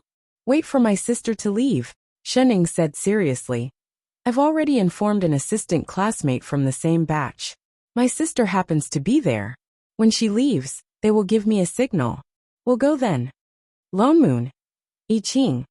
Although very cowardly, but why did he strangely want to give her a thumbs up for planning ahead? After so many years, this Shenning was finally reliable for once. Thus, the three of them obediently stayed in the divine realm for a long time. Midway they even had lunch, had some afternoon tea and some snacks. Shen Ying's wristband beeped again. This time, on the light screen that popped out, there was a huge explosion of fireworks, accompanied by a festive accompaniment. Alright, the signal is here. Shenning then stood up and reached out to open a plane door. Let's go. Why did they suddenly have the illusion that they were meeting up with an underground gang? Lo Moon and I Ching looked speechless. Only then did they follow Shen Ying through the plane door. They only felt that the scenery in front of them changed. The next moment they arrived at a pure white space.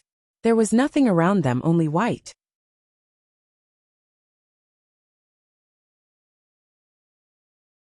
Chapter 560. This is the administrative committee? Lo Moon was stunned. This is the transfer station. Shen Ying pointed to the right and said, It's after that door. The two of them turned around and realized that there was a huge door on their right. It was erected there. They could not tell what material it was made of. It was snow white all over, almost blending into this pure white space. If not for Shen Ying's reminder, they would not have noticed it. And there were many strange pictures carved on the door. Upon closer inspection, those pictures were actually alive, still moving continuously. Let's go. We'll be there when we push the door open. Shen Ying walked forward quickly, familiar with the place. Lo Moon and I Ching followed suit and looked up at the strange door. They could not help but sigh in admiration. Just standing in front of the door, they could feel a sense of solemnity. The administrative committee must not be any worse. They could not help but deny what Shining said previously. No matter what, it was a formal organization where managers gathered. It should not be that bad. Shining reached out and pushed lightly. It looked like a very heavy door, but it opened directly. He did not know if it was because the previous Big Dao organization gave him too much of an impression. Coming to a formal organization this time, Lone Moon could not help but be a little excited. He could not help but take a deep breath and walked in. The next moment, the scenery in front of them changed again. They instantly appeared in a large hall. At the same time, they heard an unfamiliar high-pitched voice. 2, 1. You're all in the same color. Hurry, give me money. Give me money. Ha ha ha. There was a square table in the hall. More than 10 people sat around it. 4 of them were touching the mini square objects on the table left and right.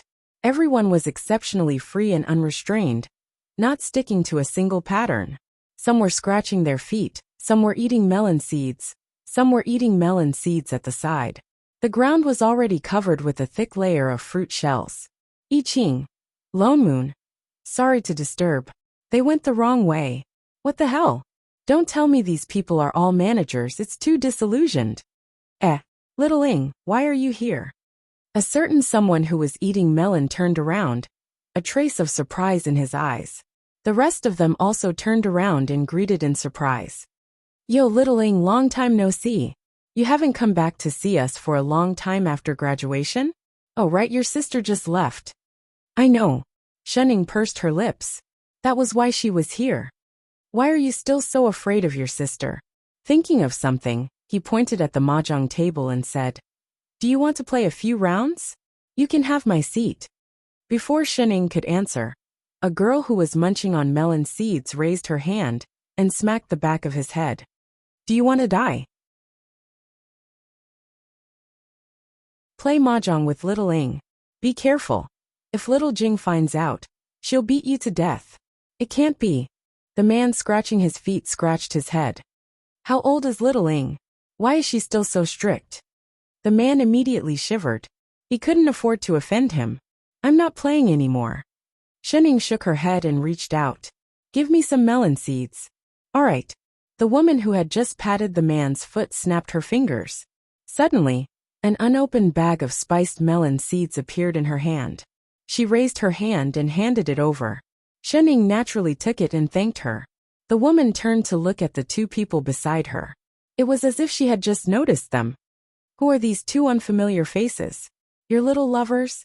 That's half right. Shining opened the melon seeds and introduced them. Chef Father Neo. The woman was shocked. You sisters have a father.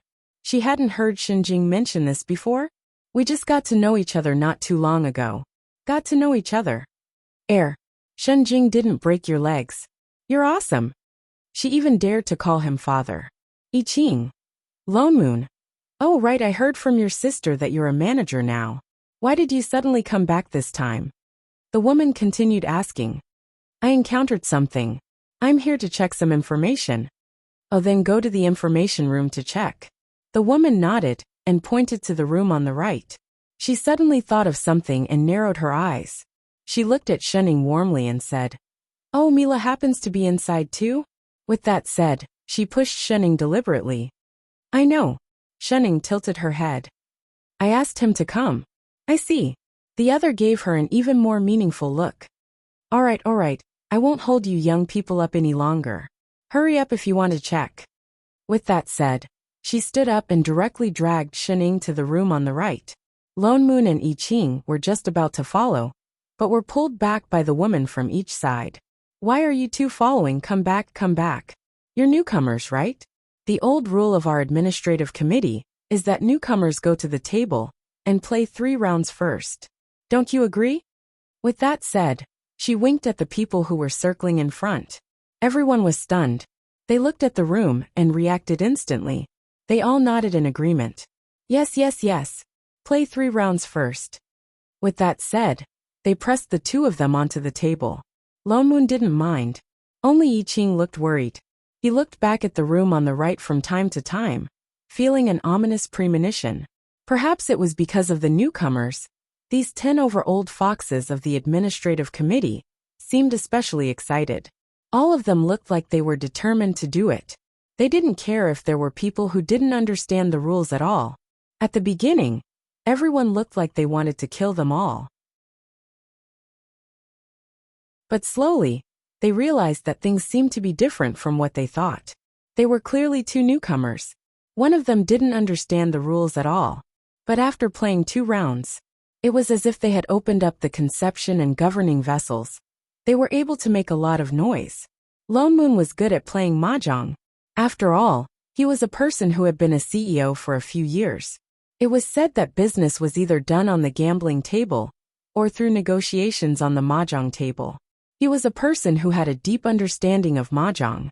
Naturally, he was very good at it. As for Chef, other than losing a few rounds at the beginning, because he didn't know the rules, he never lost again. The entire mahjong table seemed to be under them.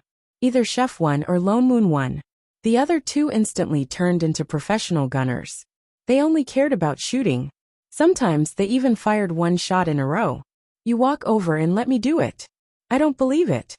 The people watching at the side couldn't take it anymore. They directly changed people. After all, this concerned the seriousness of the old foxes. But even if they changed people, it didn't have any effect.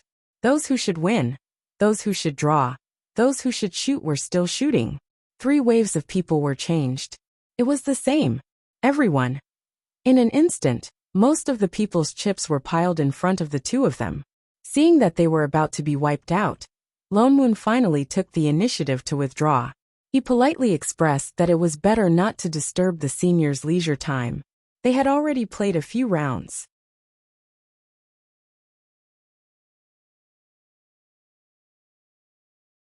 Chapter 561. Everyone's eyes lit up, and they all nodded in agreement. Dealing with 1 person was better than dealing with 2, so they happily took over. They concentrated their firepower on Chef, but they still couldn't win.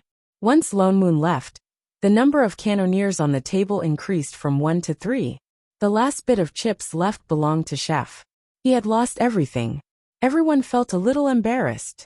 At this moment, Lone Moon suddenly came forward, smiling amiably and saying, "Senior has no chips. It's all right, if Senior thinks highly of me, why don't you take mine first?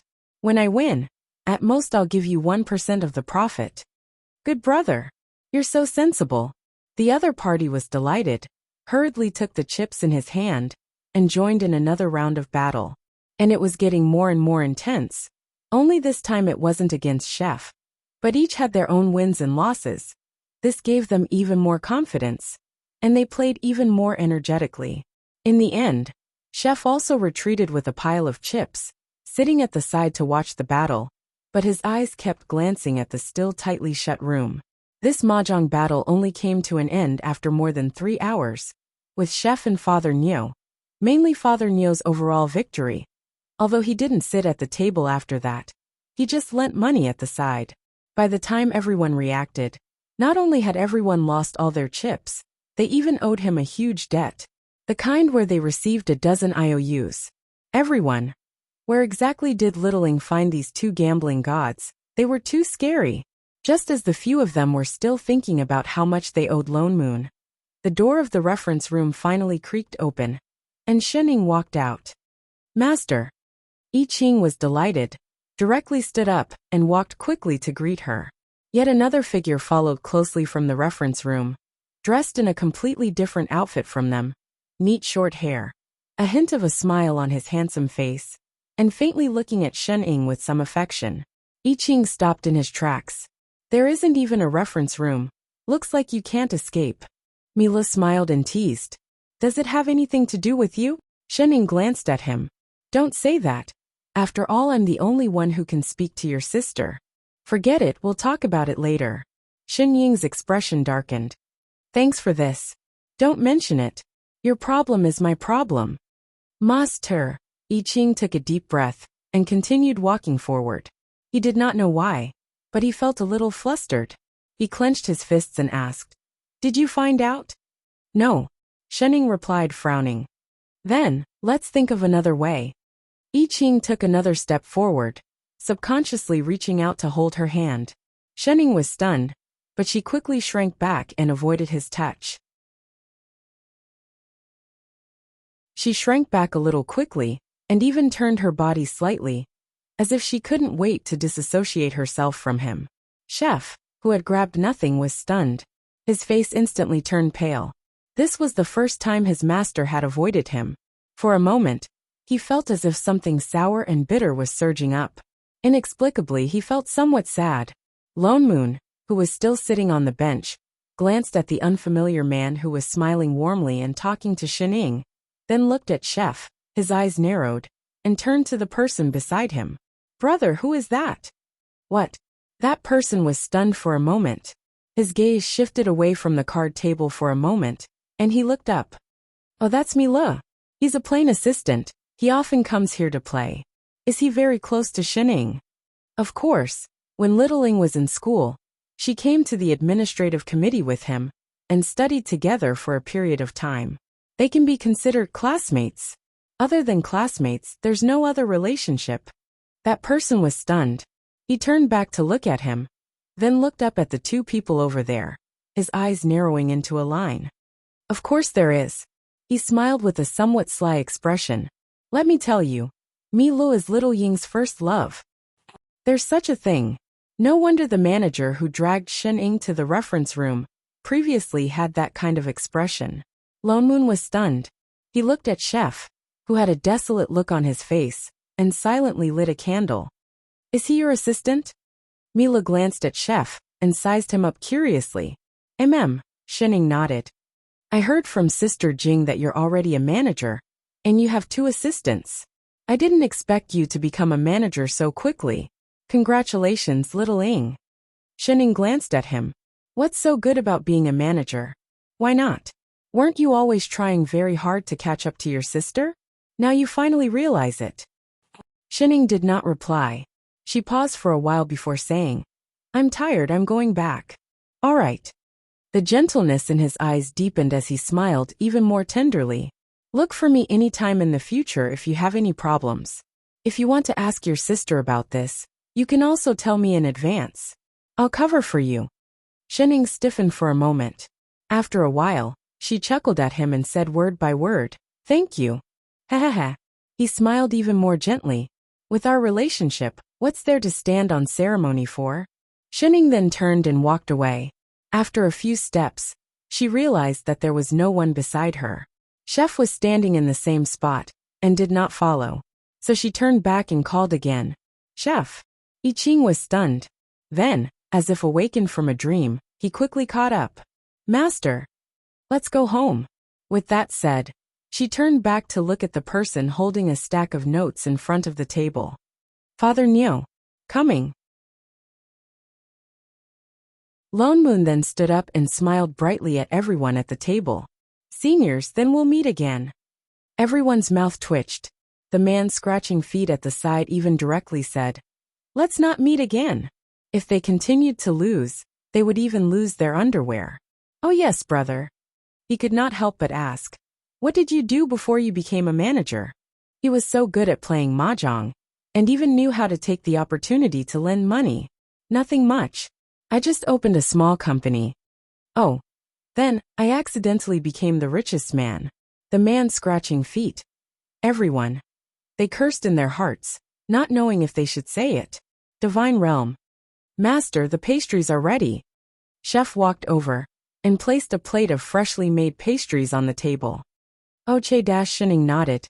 Just as she was about to say something, she realized that Chef had already turned back to the kitchen, and picked up the spatula to stir-fry. However, his gaze was not on the pot. She did not know where he was looking, but he did not move for a long time. Shining tilted her head, and turned to look at Lone Moon. "Father Nio, what's wrong with Chef?" Lone Moon was stunned. He followed her gaze and looked. "What do you mean what's wrong? Isn't it good?" "That chili stir-fried meat," he added salt 3 times. Lone Moon frowned. He took a closer look at the person in the kitchen. As if thinking of something, he asked, "What's wrong with him? Don't you know?" "Should I know? Shouldn't you know? Are you a repeater?"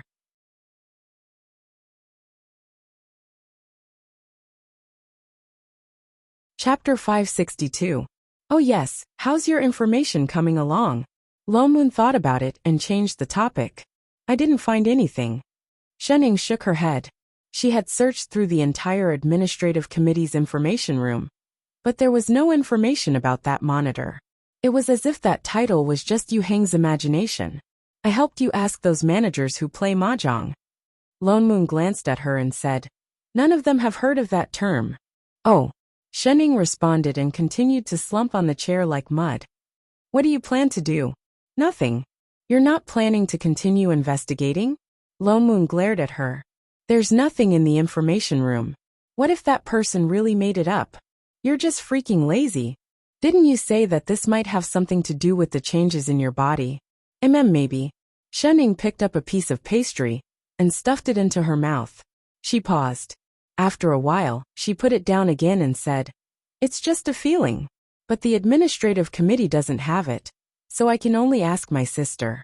She's seen many managers. Then ask. Moon said anxiously. This has something to do with your body. No matter how scared you are, you have to ask your sister. Shenning turned to look at him with an inexplicable look, with an indescribable expression. What?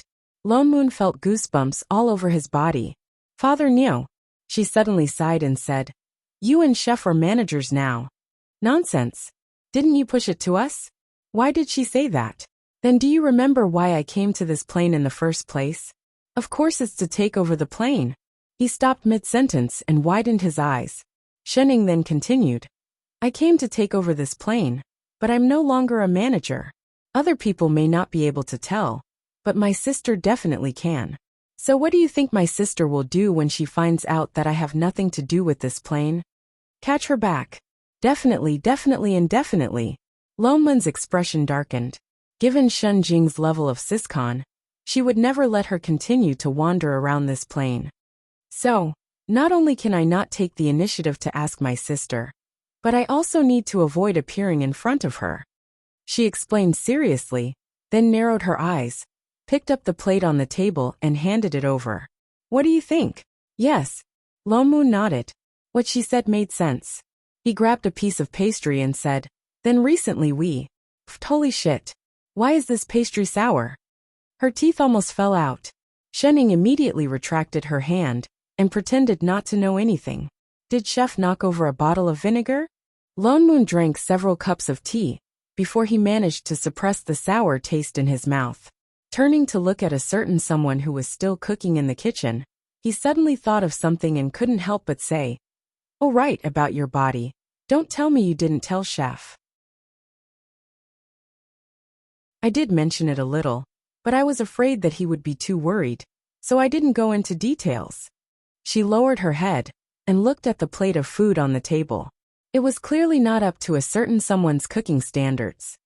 Since you know that people will be worried, you should explain some things more clearly, Moon said meaningfully. Huh? Shenning paused. What? Moon glared at her and pushed the pastry on the table a little further away. With a serious expression he said, tell me honestly, what exactly is your relationship with that Mi Lu? Who? Stop pretending. Moon raised his eyebrows. It's that fellow who was waiting for you in the information room. Oh, you mean Hua Hua?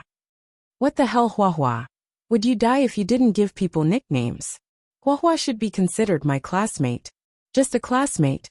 Moon narrowed his eyes suspiciously. What else? I heard from the people from the management that he... Before he could finish, he suddenly heard a few beeps. His and Xin Ying's wristbands lit up with red lights at the same time. At the same time, there were signs of the plane door activating. He stood up abruptly. Is it an invasion? No. Shenning explained. It was rare that she took the initiative to open the plane door. I called it. In the next moment, a familiar-looking man walked out of the plane door. He was dressed in a suit and looked handsome. He looked up towards Shen Ying and smiled. His entire person was like the warm sun in winter. Little Ying, I'm here.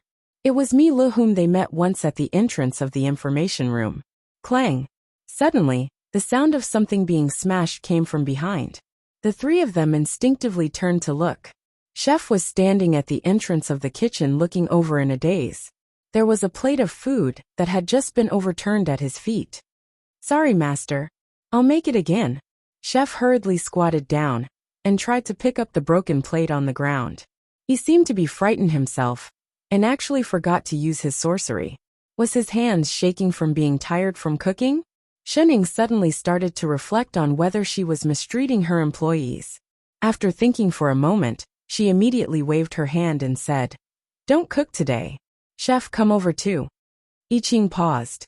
His expression immediately darkened, but he still nodded obediently. "Yes, master. These two are your assistants." Mila looked curiously at Lone Moon and I Ching. Shenning nodded and continued. "All right, let's get down to business. Little Ing." Mili's expression darkened slightly. With a slightly sad tone he said, "I avoided so many people and rushed here in such a hurry to help you. You don't even care about me. You didn't treat me like this in the past." "Oh." Shenning glanced at him. "You want me to care about you?" Mili's body stiffened for a moment. He immediately recovered and smiled even more gently. All right. I'll listen to you, all right. Who asked you to be my only classmate? When did I make you sad? But for safety's sake, at least 3. 1. Shenning directly retorted. 2.5. 1. 2.5. 2.5. 1. All right, deal. Milo. The corner of his mouth twitched. A moment later, he sighed and said helplessly, "How have I treated you all these years? Don't you know? I only have this little bit of extravagant hope. Can't you agree to it just once?" "No." Milo panicked. He directly took a step forward and knelt on one knee to pull Shenying's hand. "Littling." Before he finished speaking, Lone Moon and I Ching at the side stood up at the same time. "Wait."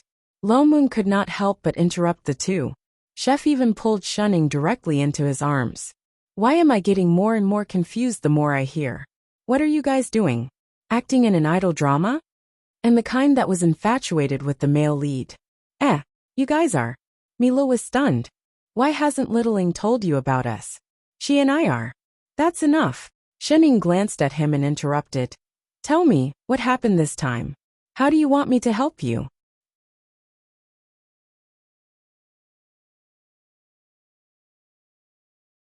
Chapter 563. I knew, Littling, you still care about me.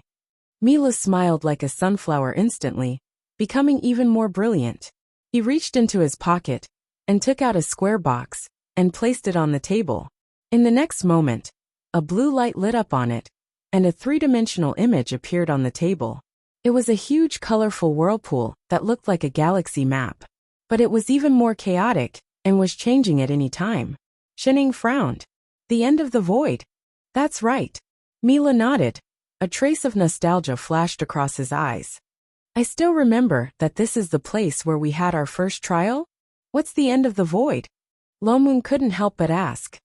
"It's the mixed plane in the void," Mila said. "Void? Wasn't there nothing in the void? Why was there still a plane?"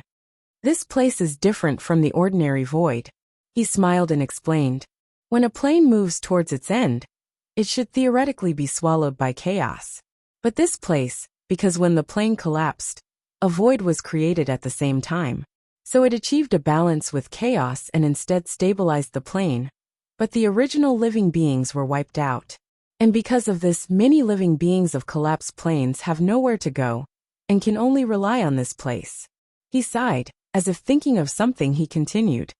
"And because of this, there are people from all kinds of planes mixed in here. And there are no rules or restrictions. It's extremely chaotic." Lone Moon then nodded. "There was such a complicated place. Why do you want us to go here?" He raised his hand and brushed across the image. Instantly, the entire image changed and zoomed in on an exceptionally colorful place on the right. He then explained. "It's like this. The last time I passed by this place, I happened to run into a plane storm and accidentally dropped something. After testing, I can only roughly calculate that it's in this area." He pointed to the colored map and said, "I've investigated. This piece of lost land has a lot of similarities with your current immortal spirit plane. That thing is very important to me, so I wanted to ask Little Ing to help me find it." "What exactly did you lose?" Lone Moon continued to ask. Mili's expression turned more solemn. He adjusted the image on the table once again. Immediately the image changed. A round and glossy creature with colorful spots on its body jumped out. Egg! Lone Moon was stunned. They had come all the way to find an egg. Shen Ying's expression darkened. This is a spirit seed? Little Ing is still the smart one. Milo instantly smiled even more brightly. She could tell with one look. The corner of Shen Ying's mouth twitched. He could even throw away the spirit seed. Why don't you throw yourself away? I was just careless. Mila chuckled. It wasn't easy for our plane to nurture this spiritual seed. Without it, living beings wouldn't be able to be born.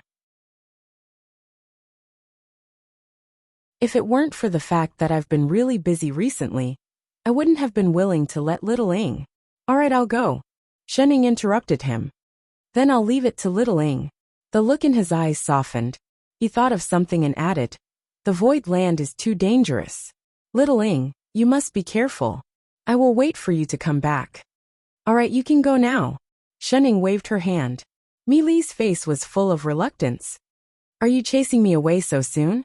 After all, we haven't seen each other for so long. I've been thinking about you. Shen Ying didn't answer. She just looked straight at him.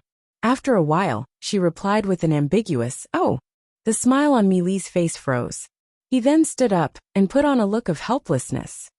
Alright, I'll go first. With that said, he then turned back to open the plane gate. Before he left, he didn't forget to say, I'll miss you. Then he completely disappeared from the divine realm. Lone Moon looked in the direction where he disappeared. Then he turned back to look at Shen Ying, who looked like she was deep in thought. Something's up. Master is really going to that void land. I Ching couldn't help but ask. Shen Ying nodded. It's not a difficult matter. She had been there many times when she was working in the past. I Ching faltered. He clenched his fists by his side. After hesitating for a while, he still didn't speak. It's rare to see you so enthusiastic, Lone Moon said with some surprise. You're actually taking the initiative to help. Why weren't you so diligent in the past? Classmates were indeed different. Shen Ying faltered. With a serious expression she asked, wasn't I diligent in the past? Don't you feel embarrassed asking this? When were you diligent? Shen Ying. Alright, when are we leaving? Shen Ying thought for a while before replying. Tomorrow? In such a hurry? Indeed, she was still being considerate. Lone Moon turned back to look at the distracted chef. His eyes darkened. He sighed and said, tomorrow then. Chef, let's go. Let's go and talk about the issue of food expenses. With that said, he put his arm around Lone Moon and walked towards the direction of the kitchen. I Ching looked up at him, but he didn't reply. He just walked back to the kitchen and quietly took out the ingredients to get busy. His expression was still a little dazed. He seemed worried and confused. Alright. I know you feel uncomfortable when you see that person. Lone Moon sighed. He couldn't help but advise. But look at Shen Ying. She definitely doesn't have any feelings for him. He patted his shoulder and said, let me tell you, there's no need for you to worry about this. He's just an ex-boyfriend. That's all in the past. Shen Ying likes you now. Past. The radish in Chef's hand dropped to the ground. He turned back to look at him. Master and him. And the past. Didn't he know?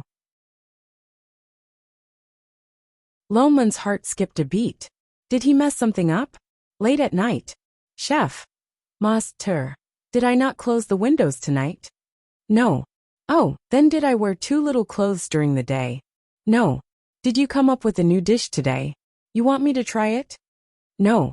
Then Father Neo must have deducted our food expenses again. Not yet. Oh. Shen Ying took a deep breath. Then she asked, then can you explain why you're not sleeping in the middle of the night? Why are you sitting on my roof?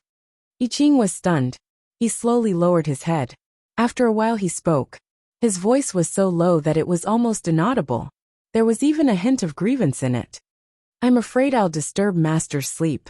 So, I hid further away. So you think you're not disturbing her by lying on the roof beam and staring at her? And you're climbing up in front of her? Shen Ying sighed. She waved at him. Come down first. He moved out of reflex. After a while he seemed to have thought of something. He sat back down and shook his head. I'll just watch Master from here.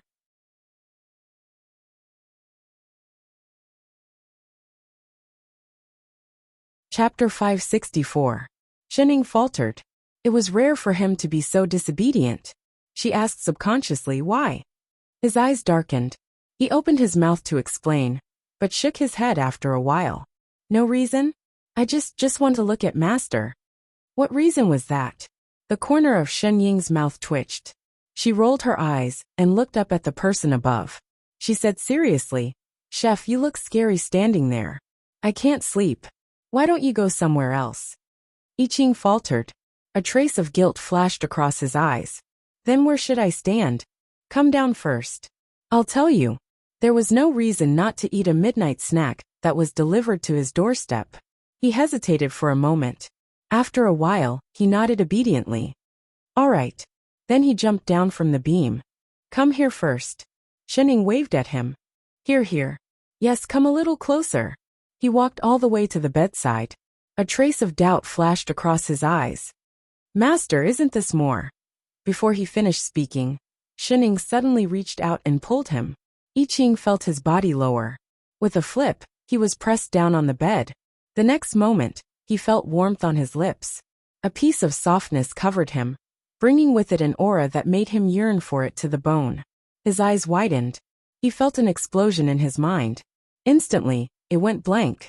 Just as he felt a chill on his chest and heard a faint tearing sound, he found his voice.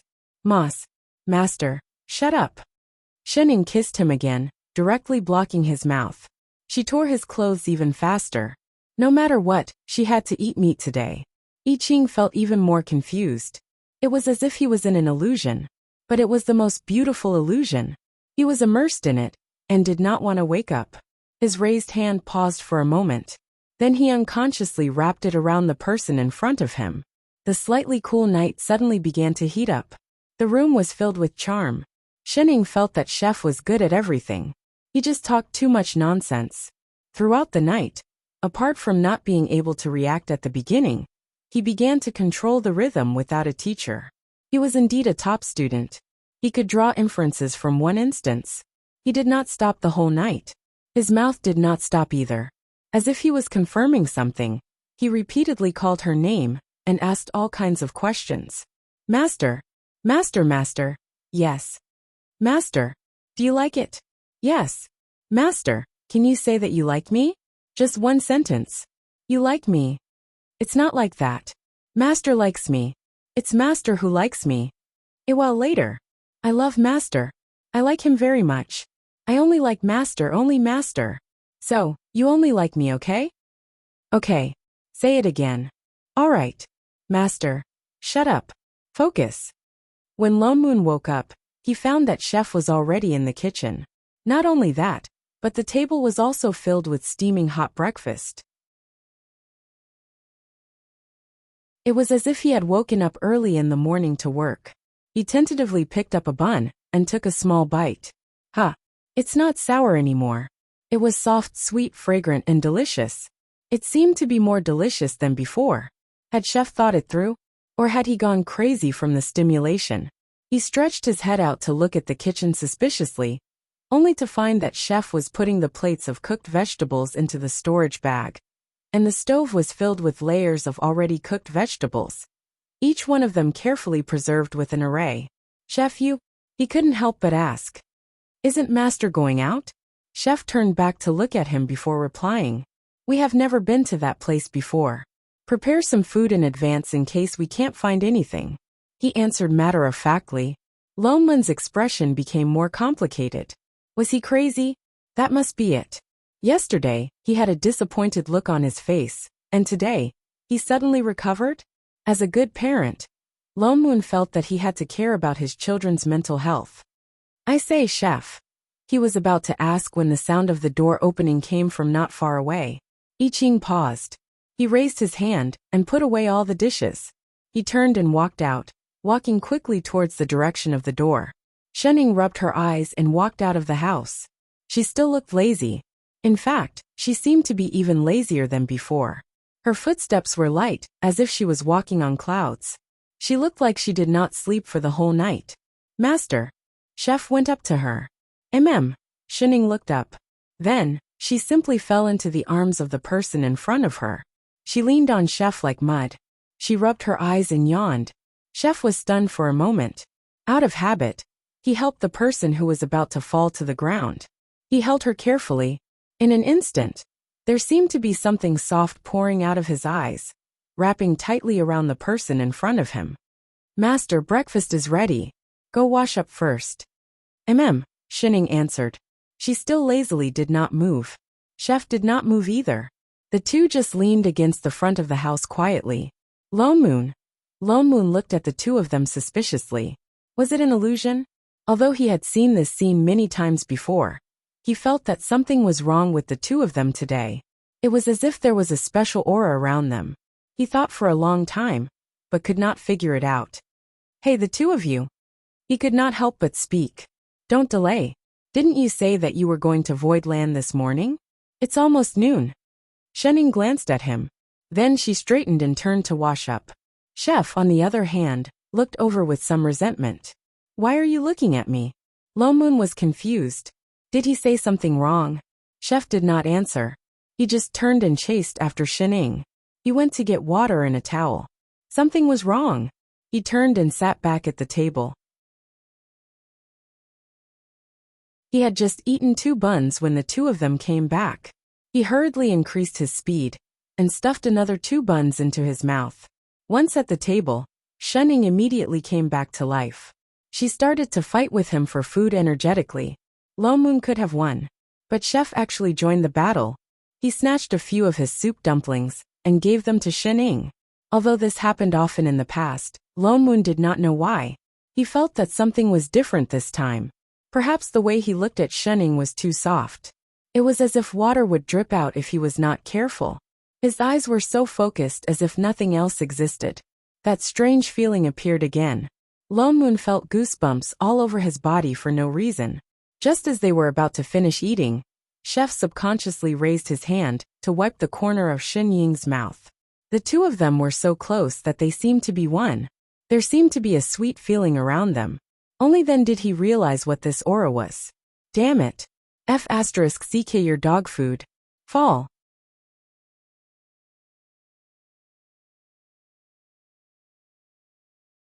Chapter 565. Hey, that's enough. Lone Moon glared at the two of them. Stop showing off. Showing off so early in the morning. What exactly did you two do last night? He was just asking casually.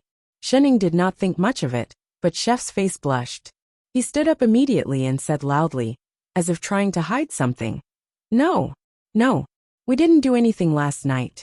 This concerns Master's reputation, Father Neo. Don't talk nonsense. Lone Moon. Shining.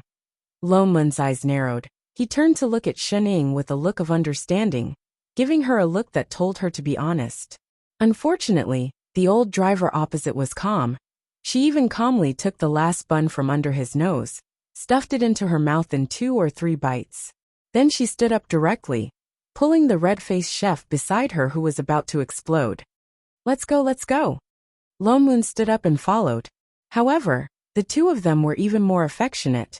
Shining was still all right, especially a certain person who was being pulled along with a blushing face. His entire body seemed to be emitting pink bubbles, and his gaze never left Shining. It was full of joy, happiness, and shyness? Was it the other way around? Lone Moon was even more curious. He pushed Shining and said, Hey, what's wrong with Chef? Shining glanced at him, opened her mouth, but in the end said, You won't understand even if I tell you. Why wouldn't I understand? You look down on single dogs. Look down on. Get lost. Lone Moon glared at her. You don't know how popular I am. The girls who like me can line up a few streets. Believe it or not, I can show you in minutes. Why did it feel like he heard a flag being raised? Shining told them about the spirit seed in advance. In short, the spirit seed was actually the same as their plane original source. It was something that gave birth to the living beings of the plane. It was just that the existence of each plane original source was different. Mealy's plane original source was obviously an egg, so he was right, it was indeed very important to him. So they did not delay much. Spent some time after the meal, determined the position of the end of the void, and immediately rushed over. The moment they crossed the planar gate, they only felt a mottled and mixed aura assaulting them. This aura was very strange. There was spiritual energy, immortal energy, divine energy, and other things inside. There was also some completely unknown energy mixed together. As expected of a place that had merged with the living beings of many planes, even the aura here was so chaotic. This was the first time they had encountered such a chaotic aura, and they couldn't help but be stunned. In the next moment, they suddenly heard a cry for help from the side. "Help! Help! I beg you to let me go. Go ahead and shout. Scream as much as you want. No one will come to save you even if you scream yourself hoarse." The three of them. What the hell kind of outdated lines are these? He saw a few people standing in the grass not far to his right. There were 3 men and 1 woman. The 3 men had fierce expressions and weapons in their hands. There was only 1 woman lying on the ground. Her clothes were in tatters and her face was covered in tears. She was looking at the people in front of her in horror. The thinner of the 3 stepped forward with a lewd smile on his face. "Sister, why don't you just obediently follow us? As long as you're obedient, I promise that you'll have a good life in the future." "That's right," the other man added. "Don't worry, we 3 brothers will definitely treat you well." "That's right, you're a woman. Why do you have to suffer so much? My heart aches just looking at you. Let me treat you well." With that said, the 3 of them directly went forward to grab her. The woman had nowhere to retreat. She cried out again, tears rolling down her face. Lone Moon frowned and could not help but call out, "Stop." He quickly walked over and at the same time, made a hand seal. A strong wind swept towards the 3 of them, instantly forcing them back a few feet. He turned to look at the disheveled woman. After thinking for a moment, he took out a piece of clothing from his storage bag and threw it over. The woman was stunned for a moment. As if she had just reacted, she hurriedly picked up the clothing and wrapped it around her body. She looked at the people in front of her with a look of gratitude and worry. "Why are the 3 of you making things difficult for a woman in broad daylight?" he said in a low voice. "Where did this mongrel demon come from? How dare you meddle in my business?" The tall and thin man glared at Lone Moon fiercely, and even waved the knife in his hand threateningly. "That's right," the other, a little more muscular, said. "This woman owes us money and is not returning it. It's only right for us to use her as payment. If you know what's good for you, get out of my way." "No, it's not like that." The woman on the ground panicked. She took 2 steps forward and tugged at the corner of Lone Moon's clothes. "They lied to me. I don't even know them. I don't owe them anything at all. I was just passing by and was kidnapped by them. Stinky woman, you owe money and not return it. How dare you deny it?" The tall and thin man scolded loudly. The woman was so frightened that she shivered and shrank even further behind Lone Moon. Lone Moon frowned and swept a glance at the 3 of them. "Since the 3 of you say that she owes you money, why don't you show me the proof?" The 3 of them were stunned. A trace of guilt appeared on their faces, but they still argued. I came out in a hurry today. I didn't bring it." "Oh," Lone Moon laughed coldly. "This is the first time I've heard someone say that they came specially to collect a debt without bringing proof. The man was furious. His gaze shifted, and he decided not to pretend anymore. He snorted coldly and said, "Kid, I'm warning you. I'm an elf from Mystic Spirit City. If you dare to provoke us, you'll have to bear the consequences." "Elf." The corner of Lone Moon's mouth twitched. He scanned the other party from head to toe. All kinds of beautiful images flashed through his mind. Suddenly, he felt like he was going to be disillusioned. He turned to look at Shining behind him. Was this for real? There were really elves here, and they looked like this. What happened to the pointed ears and the special beauty that came with a soft glow? Shining was also confused. She shook her head. She had never been to this area before. The 3 people on the other side, however, knew that they had misgivings. Instantly, they laughed even more proudly. I don't know which village you came from. I'm not afraid to tell you the truth. The 3 of us are not people you can afford to provoke." He pointed to the man on the left and said, "This brother of mine is a 1,000-year spirit tiger. Lone Moon was stunned. Then he reacted. So it was a spirit that had become a spirit? Not a spirit from Western fantasy. But the other party pointed to another one on the right and said, "This brother is also a deer spirit with 800 years of cultivation." As for me, he snorted twice and straightened his back. Even more proudly, he said in a loud voice, "I have a full 2,000 years of cultivation. I'm on the verge of attaining Tao. I'm a chicken spirit." The three of them. There was silence. Pooh.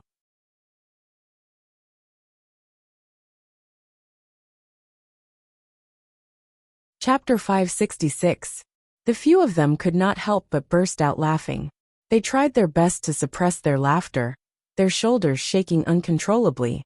A moment later they replied, "So it's the chicken spirit. Sorry for not recognizing you. Our chef has been keeping his name hidden." The man frowned, as if dissatisfied with their reactions. He scanned the three of them and said, "What kind of demons are you? Hurry up and report your identities." "Hello, chicken spirit. I'm the MSG." Shunning raised her hand and replied. The man paused. What kind of spirit was MSG? He had never heard of it. But it was not convenient for him to ask. He turned to Chef in the middle and asked, "And what are you?" Chef faltered for a moment and replied honestly, "I'm human." "Human spirit? Humph, you're indeed a bunch of small demons from the countryside." The man's gaze became even more disdainful. He thought that they were really from a remote race. Finally, he fixed his gaze on Lone Moon, who was laughing the loudest.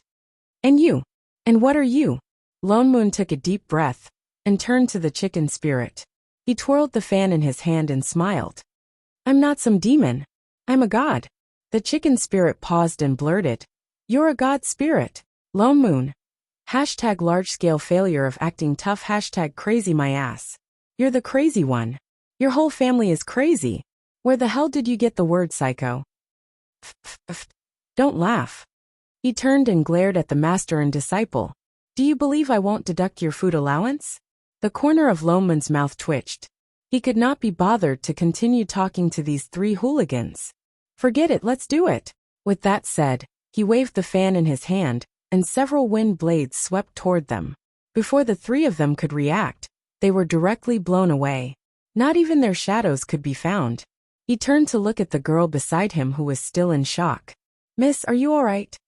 The girl paused and seemed to have just reacted. Tears streamed down her face. Thank you, benefactors, for saving me. I can't thank you enough." With that said, she started kowtowing. "Miss, don't stand on ceremony." Lone Moon hurriedly helped her up. "It's nothing." Only then did the girl stand up and stop crying. Holding his hand, she slowly stood up. After a while, she seemed to feel that it was inappropriate. So she quickly retracted her hand and took a step back. She looked up at Lone Moon and immediately lowered her head. Her face blushed shyly. She tugged at the robe draped over her body. Perhaps it was because she remembered that the robe was also given to her by the other party. So her face turned even redder. "Miss, this is the wilderness. It's inconvenient for you, Lone Moon, to be alone." Lone Moon thought for a moment and suddenly suggested, "We don't have anything important to do at the moment. If you don't mind, we can send you back first." The girl was overjoyed. Her eyes brightened as she looked at Lone Moon. She nodded hurriedly and bowed to them. "Thank you, young master spirit, young master human spirit, and Miss Flavor spirit." MSG Shining. I Ching. Lone Moon. Was he unable to get past this joke? The girl's surname was Chu, and her name was Tao. She lived in the fantasy spirit city, which was less than 2 miles away. This time, she had met the three robbers because she was out on a field trip. Lone Moon made use of their casual conversation to find out more about the situation. It turned out that in this fantasy spirit city, most people were from the elf kingdom. The people there were all gremlins who had been cultivating for many years. They were similar to the demons in their plane. It was just that these gremlins did not eat humans and did not have demonic chi on them. They sent Chu Tao all the way back to a huge house in the city. Lone Moon was slightly surprised. He did not expect that the person he saved so casually was from a big family in the city. The moment Chu Tao arrived, more than 10 servants came out of the house to welcome her. "Take care, Miss Chu. We won't send you off. Lone Moon cupped his fists and bade farewell. Chu Tao turned back to look at him a few times. She was full of reluctance. Wait. She called out subconsciously. Is there anything else, Miss Chu? Lone Moon asked politely. Do you want to come in for a drink and rest for a while? Although she said you, her eyes kept looking at Lone Moon. Her face started to blush again, and she looked like she wanted to say something. There's no need. We still have things to do. We won't disturb you. Lone Moon rejected her directly. But the girl was a little anxious. She took 2 steps back and looked at them. After a while, she seemed to have thought of something and said, It's getting late. Why don't we stay here and set off tomorrow? Seeing their hesitation, she added hurriedly, You saved me. Take it as a chance for me to repay you. What do you think? Lone Moon tightened the fan in his hand. Seeming to have thought of something, he nodded and said, Thank you, Mississippi. Chu Tao was overjoyed. She quickly took a step back. Young Master Vixen, please. The 2 of you, please. Lone Moon stiffened. What freaking young Master Vixen? Actually, my name is Lone Moon, he said in a low voice. Chu Tao paused. She seemed to have thought of something. Her face turned even redder. She lowered her head, looking so embarrassed that she wanted to find a place to hide. Young Master Lone Moon, please. Only then did she invite them in. After instructing the servants to take good care of them, she got up and went to change. The master and disciple. Their eyes narrowed into an ambiguous line as they turned their heads to look at a certain elegant young master who was putting on airs. What are you looking at? Lone Moon glared at them. Father Nyo, so you're good at flirting too? Who's flirting? He poured a cup of tea and pushed it to Shenning out of habit. I'm just staying. It's convenient for me to find out more about the spirit seed. Oh. *2 Get your flirting lines back. He glared at them again. What's more, there are so many people who like me. I can't do anything about it. You've fallen for Sister Chu. Shenning leaned in closer to him. What nonsense are you talking about? Of course not. Then you stay. Find out more. You can find out more anywhere. Lone Moon immediately gave them a look as if they were retarded. Nonsense. It's our first day here. We don't have anything. We don't even know what currency is. If you don't stay here because you saved our lives, do you want to sleep on the streets? Shenning. I Ching. That made so much sense. The poor guy had nothing to say to that. The few of them did not stay in the living room for long. In less than an hour, Chu Tao returned. She had changed into a long pink robe. She looked much better than when she was in a sorry state. One look, and you could tell that she had put in a lot of effort. She had also changed her hair into an exquisite bun. There was a string of fine tassels hanging from the bun. With every step she took, the tassels swayed. They were especially eye-catching under the sunlight. Sorry to keep you waiting. She smiled and bowed to them. Miss Chu, you're too polite. Lone Moon smiled and replied. Out of habit, he began to flatter each other. All kinds of pleasantries came out of his mouth. But it was only Father Nyo who was like this. Chu Tao's expression became more and more gentle as she looked at him.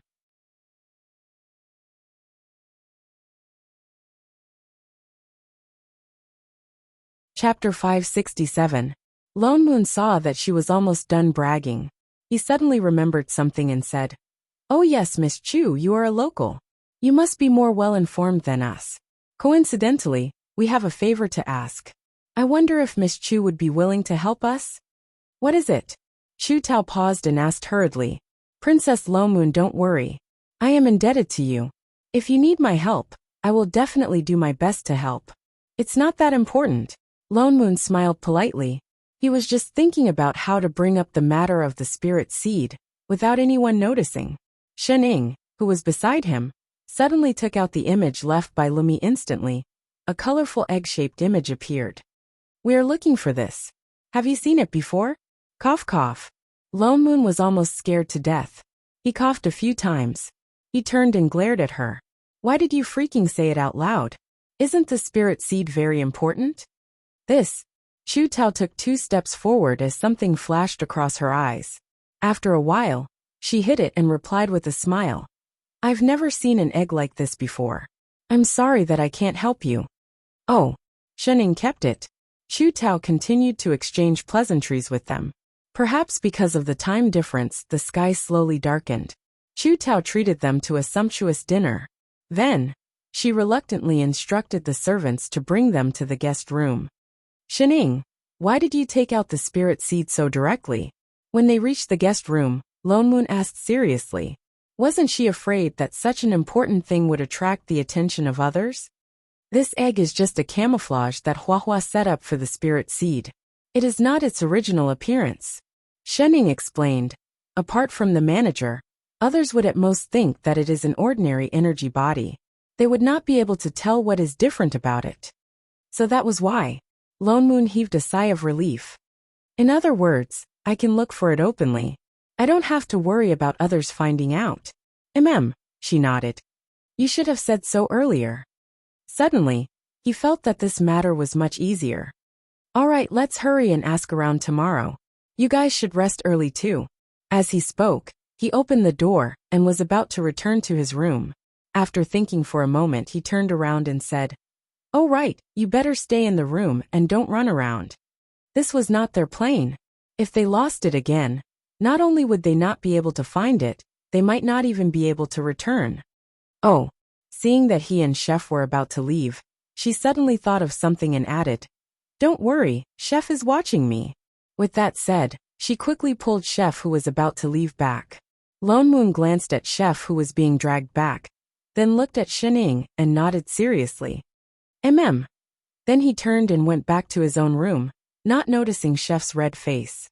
The next day. Perhaps it was because Chef was watching her well. Shening was unusually well-behaved for once.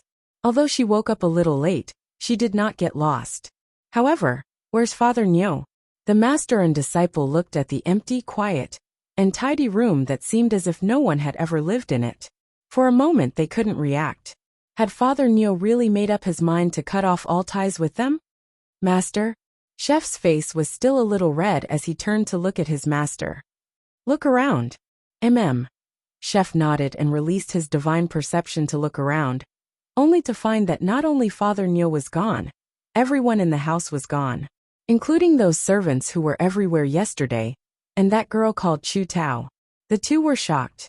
They looked around the yard, and indeed did not see a single person. How could this be? Chef was stunned. Although last night he was a little distracted, but it was not to the extent that he did not notice a trace of so many people leaving. What's that? Shening suddenly reached out and pointed to the left. Chef walked closer and saw that there was a special-shaped leaf on the ground. It looked like a little green person. He used his divine perception to investigate and found that there was a faint remnant of a special aura inside. It seemed to be spirit chi. He frowned and directly injected a stream of spirit chi into it. The leaf grew bigger instantly, and in less than a second, it condensed into a human shape. It became a little demon dressed in a green robe. It just looked around with some confusion.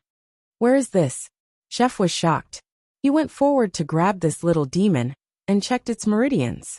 He found that apart from its weak aura, it was indeed a little demon that had just become a demon. It could become a demon just by absorbing a bit of spirit chi. This was too strange. But it could not maintain this state for long. Tomorrow, when the spirit chi dissipated, it would turn back into a leaf. Master, the servants in the garden yesterday were probably transformed from this kind of demon. That was why they all disappeared overnight. It seemed like they just turned back. What's more, they already knew that this place was full of demons, and did not look closely at their situation. The only different possibility was that girl called Chu Tao. It should be that girl who took Father Nyo away yesterday. But Father Nyo's cultivation was not low. How could he be taken away so easily and quietly? Oh. Shening nodded. Master, I think we should go into the city and find those 3 robbers yesterday. Maybe we can find out more about them. If she really took Father Nyo away, then the scene yesterday must have been deliberately arranged by her. But for what purpose? Shening did not object. She directly followed Chef out of the residence. Then they asked around in the city, but there were no clues at all.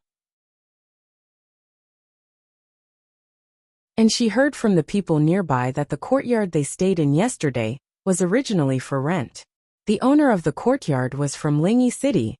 The people staying there often changed. And there was no trace of the 3 people from yesterday. The clues seemed to have suddenly stopped. Seeing that they were getting closer, Shening and Yiqing decided, eat first. The others were fine, but Father Niu did not need to worry. And with his cultivation, even the most powerful little demon would not be able to hurt him at all. And when it came to finding people, Father Niu was the professional. So after looking around without any news, the master and disciple made a wise decision. They would wait for Father Niu to come back and find them. They would just wait for his parents to come and pick him up. Feeling at ease, the 2 of them stayed in the empty courtyard for a few days. And because chef's stock was sufficient, they did not need to worry about food. Until a few days later, the owner of the courtyard came to collect the house. They had no choice but to end their days of waiting for people to pick them up. Master, I've asked around. The currency used here is void coins. Spirit stones, immortal stones and silver are not used. Yiqing looked at Shening guiltily. He was really not good at making money. We don't have a place to stay today, but there's still no news of Father Niu in the city. Why don't we? Or look around. He had been lost for a few days.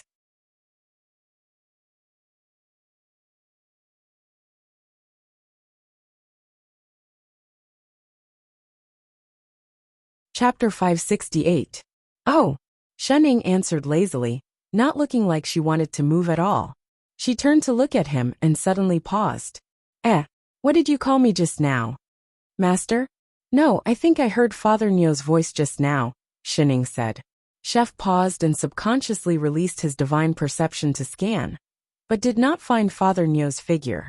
Just as he was about to ask, he really heard a familiar voice. Shen Chef. Do you hear me? The voice was faint, but seemed to be very close. Yiqing paused and suddenly thought of something. He immediately opened his storage bag and took out a transmission talisman that he had for many years. It was indeed the voice inside. Father Niu. Nonsense. Where the hell did you 2 go? Hurry and save me. From the talisman came Father Niu's intermittent, but slightly broken voice. I'm telling you that is a pervert. I'm not in your city now. You 2 listen up. He suddenly stopped mid-sentence. The transmission talisman was still lit, but there was no sound at all. He was listening. Father Niu. Lo Moon. Chef called a few times, but there was no other sound from the talisman. After a while, the light on the talisman slowly dimmed. What was going on? His heart sank. Father Niu seemed to be in big trouble. Master, looks like we can't continue waiting. He should be trapped by something. Yes. Shening continued to nibble on her fruit. But, Yiqing frowned. He didn't speak in detail just now, and we don't know much about this place. If the person who captured him wants to hide, we don't know where to look for him? I know. Shening suddenly opened her mouth. Yiqing paused. Master knows? Shening suddenly pointed to the opposite side of the street. Isn't it written there? Yiqing turned and saw that there was suddenly a lot of people in front of the signboard across the street. There was a new notice pasted on that signboard, and it seemed to be some kind of sorcery. The words on it flew out one by one and floated in the air. There was even its own dubbing that resounded throughout the city. Special news. Her Majesty Tao Chu will be getting married in the Imperial City in 3 days. Marrying young Master Lone Moon of the Godly Elves. Young Master Lone Moon was chivalrous and courageous. He was handsome on the outside and kind on the inside. He was still a rare man in the world. The Emperor was very pleased, so he announced to all the elites in the kingdom that young Master Lone Moon would be the Empress. Amnesty for the world. The whole world should celebrate. Yiqing. Shening. She suddenly understood why Father Niu broke down like that just now. Was this a love disaster? Who asked him to raise flags for no reason? Master, what should we do? Yiqing turned to look at Shening, frowning. What else can we do? Shening patted the pastry crumbs off her hands but failed. She wiped them on Chef's body and said, Let's hurry to the wedding. If Father Niu heard what Master said, he would really deduct their food allowance. Shunning really did not expect that Father Niu, who had been single for 10,000 years, would either not make a move or flirt with the queen of the fairy kingdom. Indeed, she could not underestimate Father Niu's charm. Father Niu was getting married. As his family, of course they could not be absent. So that day, they asked for directions to the imperial city and rushed there on their swords. The area of the void was vast, and there were turbulence everywhere, as well as space-time storms that appeared from time to time.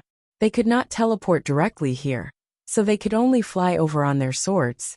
Chef's speed was not slow, but the two of them still spent 2 days before they reached the imperial city. From afar, they saw a huge pink palace. Different from the other majestic palaces, this palace was on a huge tree. It looked like a peach tree, but it was so tall that it covered the sky and the sun. Its leaves extended to the ground and the entire city. The tree was full of pink peach blossoms, falling into the city below. It was like a never-ending rain of peach blossoms. They had to say, this was the most girlish city they had ever seen. The queen's taste was indeed extraordinary. The two of them landed directly and entered the city.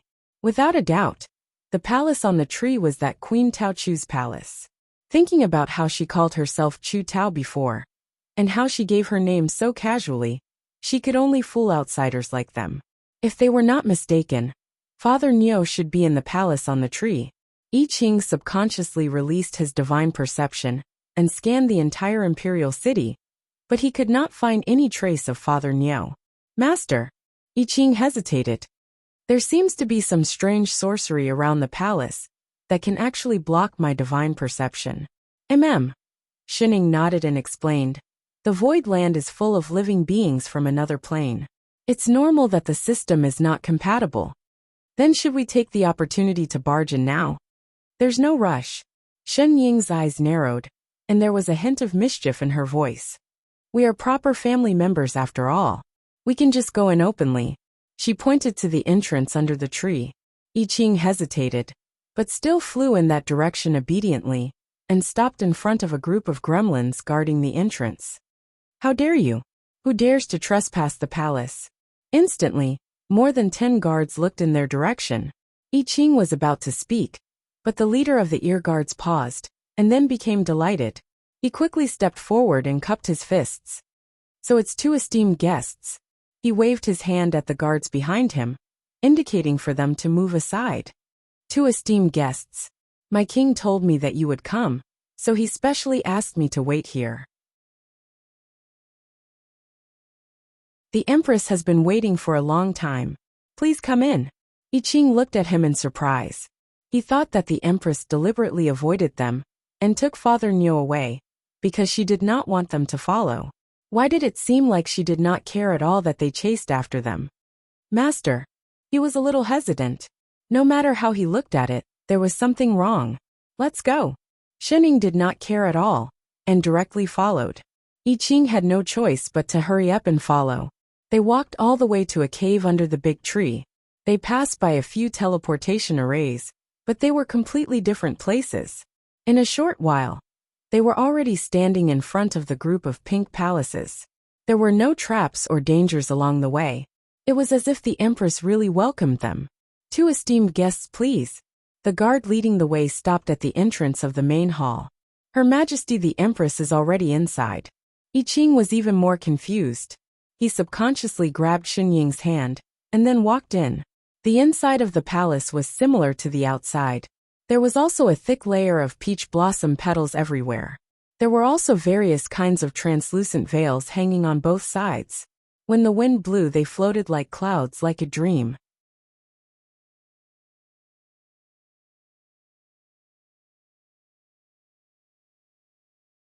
Chapter 569.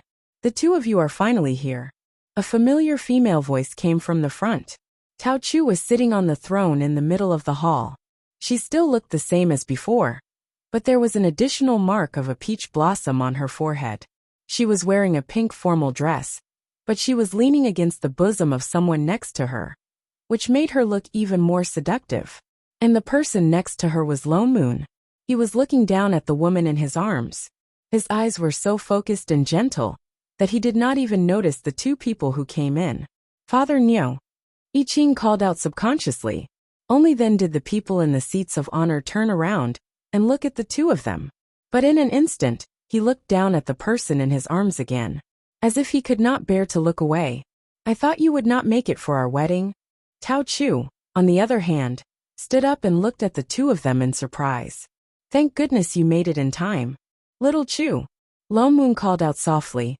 He picked up the cloak that had fallen on the throne and gently put it on Tao Chu. Be careful not to catch a cold. Tao Chu turned back and smiled. Thank you, husband. What are you thanking me for? If you catch a cold, I will be the one who will feel bad. Tao Chu looked at him coquettishly and snuggled into his arms again. In an instant, the whole hall was filled with the smell of dog food. The master and disciple both shivered and got goosebumps. Shining could not help but scratch her arms. So this was how it felt to be fed dog food. The two of you. I Ching looked back and forth between the two. Only then did they come back to their senses. Tao Chu became even more shy. She looked at Lone Moon lovingly and said, It's my fault. I haven't told the two of you yet. Young Master Lone Moon and I love each other, and we have already promised to marry each other. Tomorrow is our big day. The two of you must be punctual. I Ching looked at Lone Moon in surprise. Father Niu, are you really going to be her Empress? Not going back. If we get married, this will be our home, Tao Chu answered. Of course, you can stay if you want. I Ching frowned and looked at Lone Moon, who was still looking at Tao Chu affectionately. He asked directly, If that's the case, why did you suddenly disappear that night? It's all my fault, Tao Chu blushed and said shyly. That night, I went to confess my feelings to young Master Lone Moon, and found out that he was interested in me too. I was so happy that I agreed to tie the knot with him. Who would have thought that young master was so anxious that he rushed back to the imperial city at night, and didn't have time to inform you too? Why so anxious? In other words, the two of them fell in love with each other and couldn't wait to get married? Somehow, I Ching felt that something was wrong. Tao Chu spoke again. The two of you must have worked hard on your journey. I have already prepared a place for the two of you to stay, so you can go and rest first. You are young Master Lone Moon's family. Tomorrow, we will need to trouble the two of you to be our witnesses. She then summoned two servants dressed in palace attire to lead the way. The two of them could not stay any longer. Turning back to look at the two of them who were so affectionate, I Ching could not help but ask, Father Niu, if you get married, what about our food allowance next month? The two behind him paused. Something flashed across Tao Chu's eyes, but she immediately recovered. Still smiling, she said, Of course it will be the same as before. Oh. I Ching then turned and pulled his master away, following the palace maid who led the way. All the way to the guest room in the side hall. Chef set up several isolation arrays before saying in a low voice, Master, I'm afraid Father Niu is being controlled by that flower demon. That's right. Did you just realize that? Then should we hurry and save him? In the hall just now, Father Niu did not say a word to them, as if he did not know them. There's no hurry. Shening chuckled. We haven't had the wedding wine yet. Let's drink first. I Ching frowned. After thinking for a while, he finally could not help but say, Master, if we just watch Father Niu like this and don't find a reason, he will really fly into a rage. What's more, he shook the bag in his hand. We've eaten all the ingredients we brought these few days. There's no more left. Air. Shening stiffened. She lowered her head and thought for a while before saying, What do you think about the reason why we can't find a way to break Father Niu's control? I Ching paused, as if he had just thought of this point. His expression instantly became serious. Master is right. The gremlins in this world are different from ours. They don't seem to use immortal spirit chi for cultivation, and there's not a trace of demonic chi in their bodies.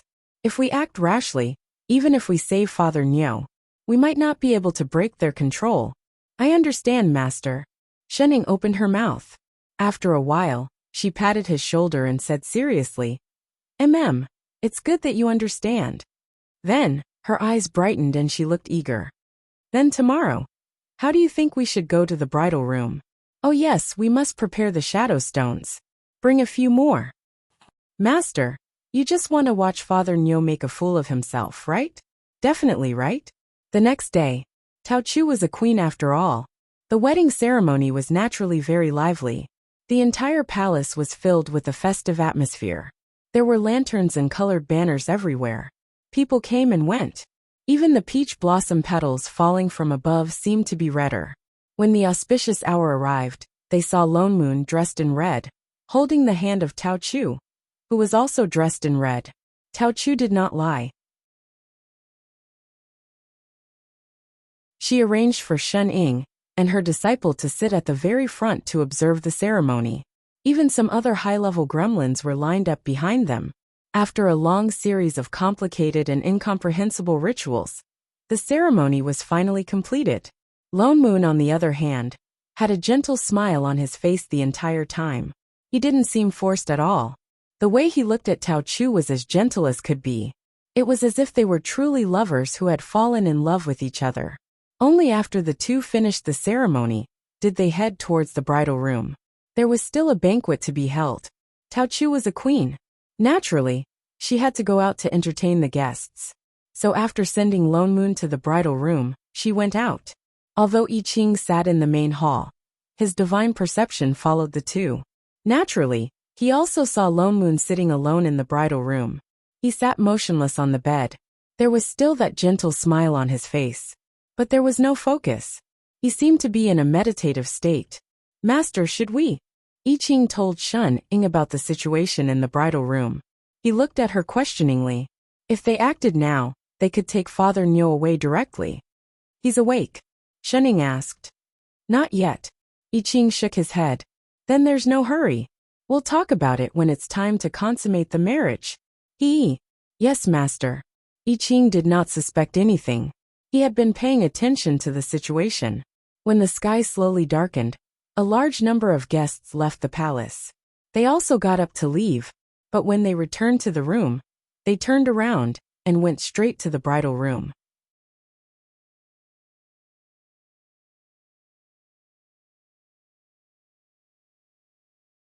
Chapter 570. Quick, shadow recording stone, shadow recording stone. Shen Ying nudged Chef beside her. I Ching took out 2 stones with array formations imprinted on them. He thought for a moment and set up a concealment array around the 2 of them. Then he imitated his master and leaned against the window sill to look into the room. Father Nyo was still sitting motionlessly on the bed. Even the smile on his face did not falter. Until the door creaked. Someone pushed it open. It was Tao Chu. She was still dressed in her bright red wedding dress. She swayed her body as she walked towards the person on the bed. Lone Moon, who had been sitting in a daze, finally reacted. He stood up and walked over to her. He held her hand, and they sat together on the bed. Husband.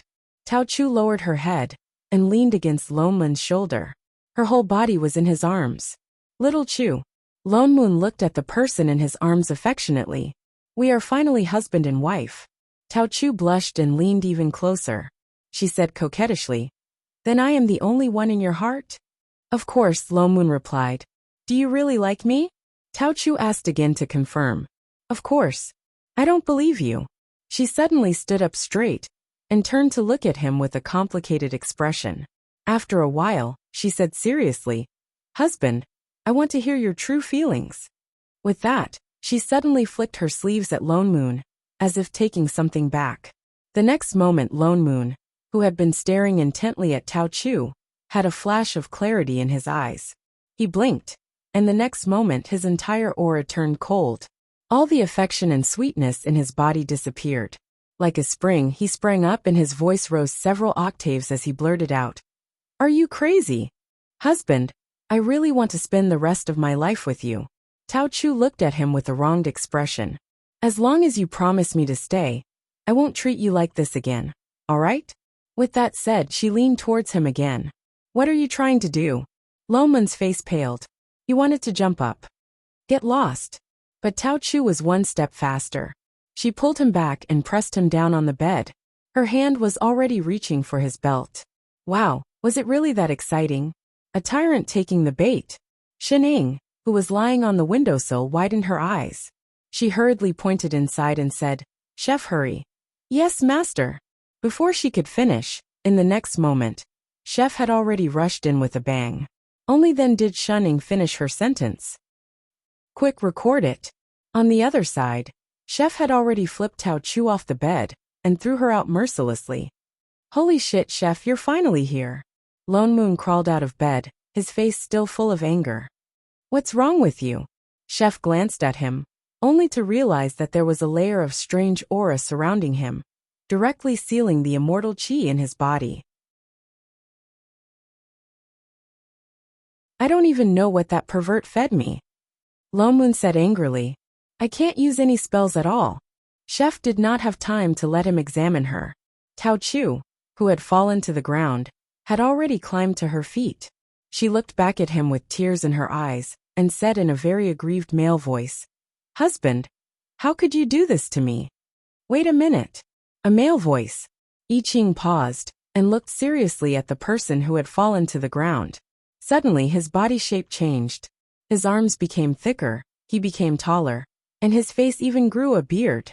This was a man, Shunning, who had come in at some point, and together with Chef, they turned to look at Lone Moon meaningfully.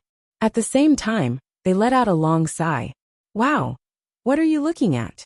Lone Moon glared back at them. What the hell was with that look?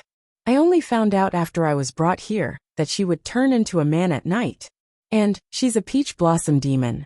Plants are hermaphrodites in the first place. His taste was not that strong. Husband. The man on the ground cried out even more pitifully. Shut up. Lone Moon exploded. Who the hell is your husband? Chef, quickly think of a way to help me undo this restriction. I'm going to destroy this disgusting thing. Husband, I'm so infatuated with you. Why do you have to hate me so much? Tao Chu was even more upset. Shizi held her heart and began to sob, looking very delicate. But he was a strong man now. Tears streamed down his bearded face. And the scene was, ere Lone Moon felt his stomach churn. He sat up on the bed and held onto the bedpost as he turned around and began to vomit. Ugh, I Ching. Shunning. So this was the reason why he broke down and asked for help back then? He really had a strong taste. Hurry. Hurry up and get this guy out of my sight. Lone Moon said. He looked up and continued to vomit. Tao Chu, on the other hand, glanced at Chef and Shunning. Her expression turned cold, and she scanned them angrily. Finally, she looked at Lone Moon and said, Although you don't want to be with me, leave your body to accompany me. After saying that, he stood up and did something. There was a rustling sound outside, and a large number of peach blossom petals flew in and surrounded him instantly. The petals rushed in like sharp blades, and the whole bridal chamber suddenly collapsed with a bang. Be careful. His fragrance is bewitching and can restrict immortal energy. Don't let him get close to you. Lone Moon hurriedly reminded Chef. Chef frowned and set up a defensive array around him. He watched as the petals rained down on him, but Chef only turned the sword in his hand. In an instant, the overwhelming sword chi was reflected back at him. The petals in the sky shattered into pieces. Before he could make a move, he heard a scream. Ah! Tao Chu fell to the ground. His body was covered with sword marks. He looked at Lone Moon in horror. Who are you? Chef did not waste time talking to him. He conjured a seal and summoned several spirit swords. They fell down and formed a sword array, trapping Tao Chu inside. Tao Chu's expression changed. Only then did he realize that he was afraid. His murderous aura disappeared, and he returned to the weak and strong man he was just now. He looked at Lone Moon with tears in his eyes. Husband, do you really want to kill me? Although I don't like you, I really like you. Shut up. You caught me here in the middle of the night, restricted my freedom, and controlled my body. Do you like that? Damn it. Crazy. Lone Moon was about to explode. He snatched the sword from Chef's hand and pointed it at him. Try saying that again. But I did it because I like you. He looked aggrieved, but he still looked at Lone Moon affectionately. You promised me from the start that you wouldn't do this. I did it because I love you.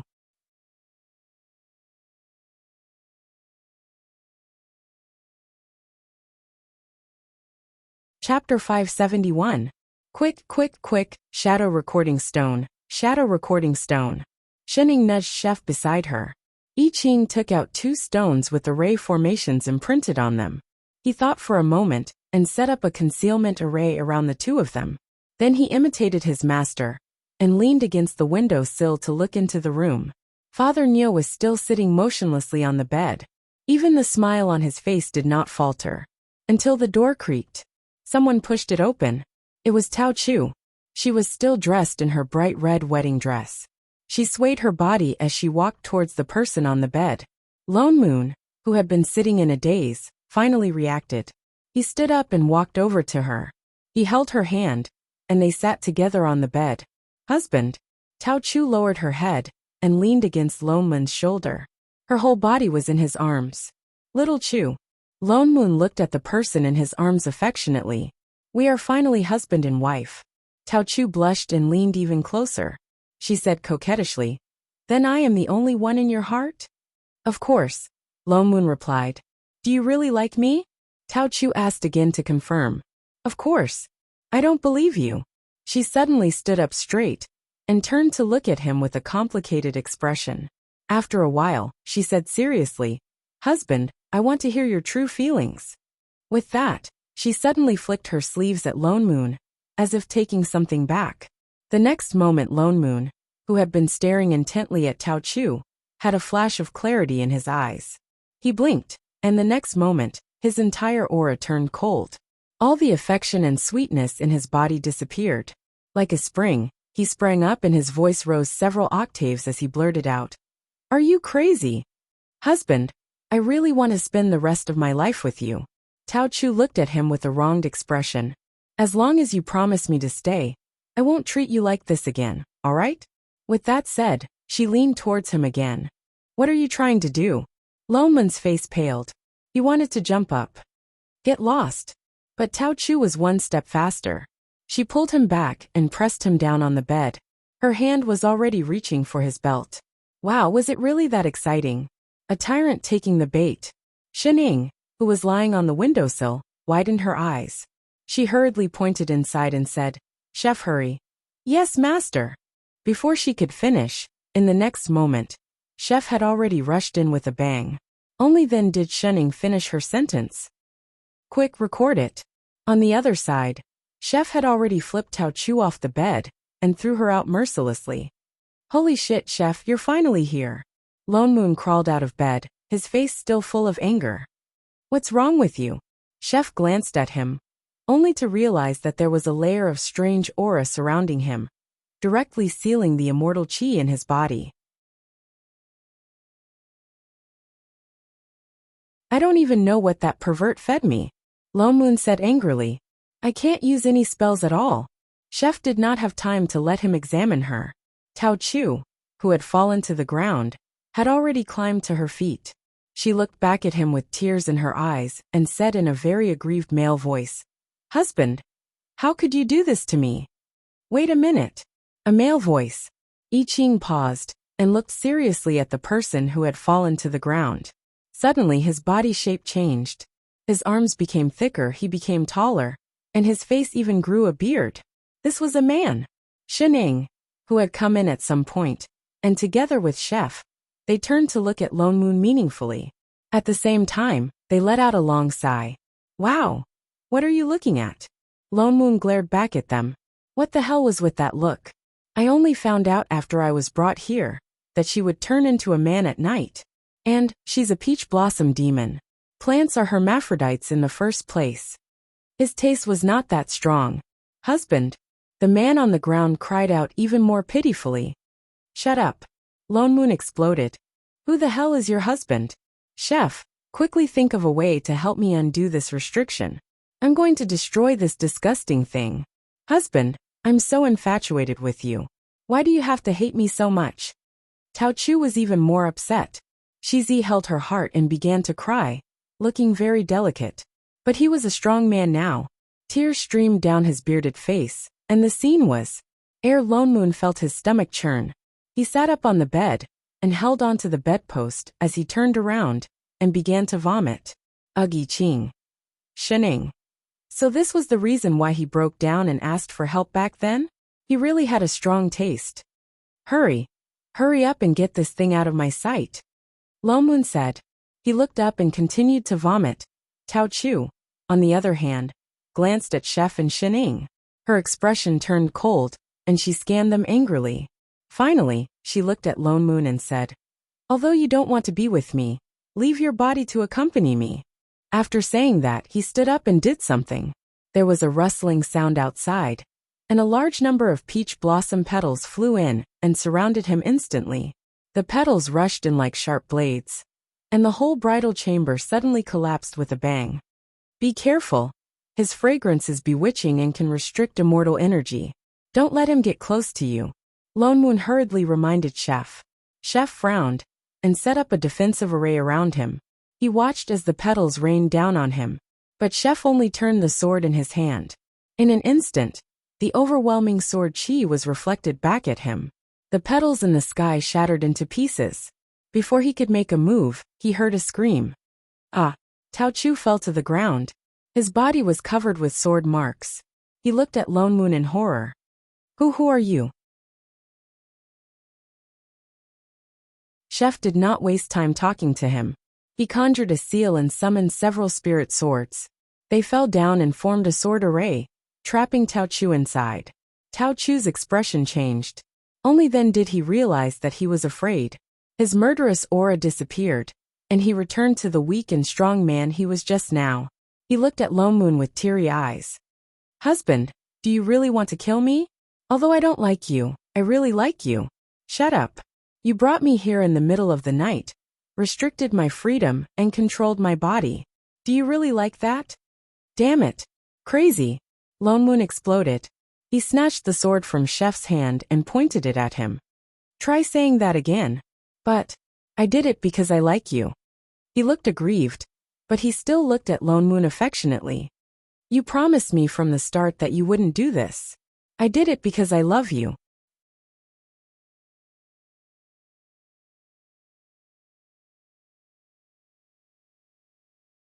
Chapter 572. Lo Moon took the sign. So this guy was here to advertise, no wonder he was so enthusiastic.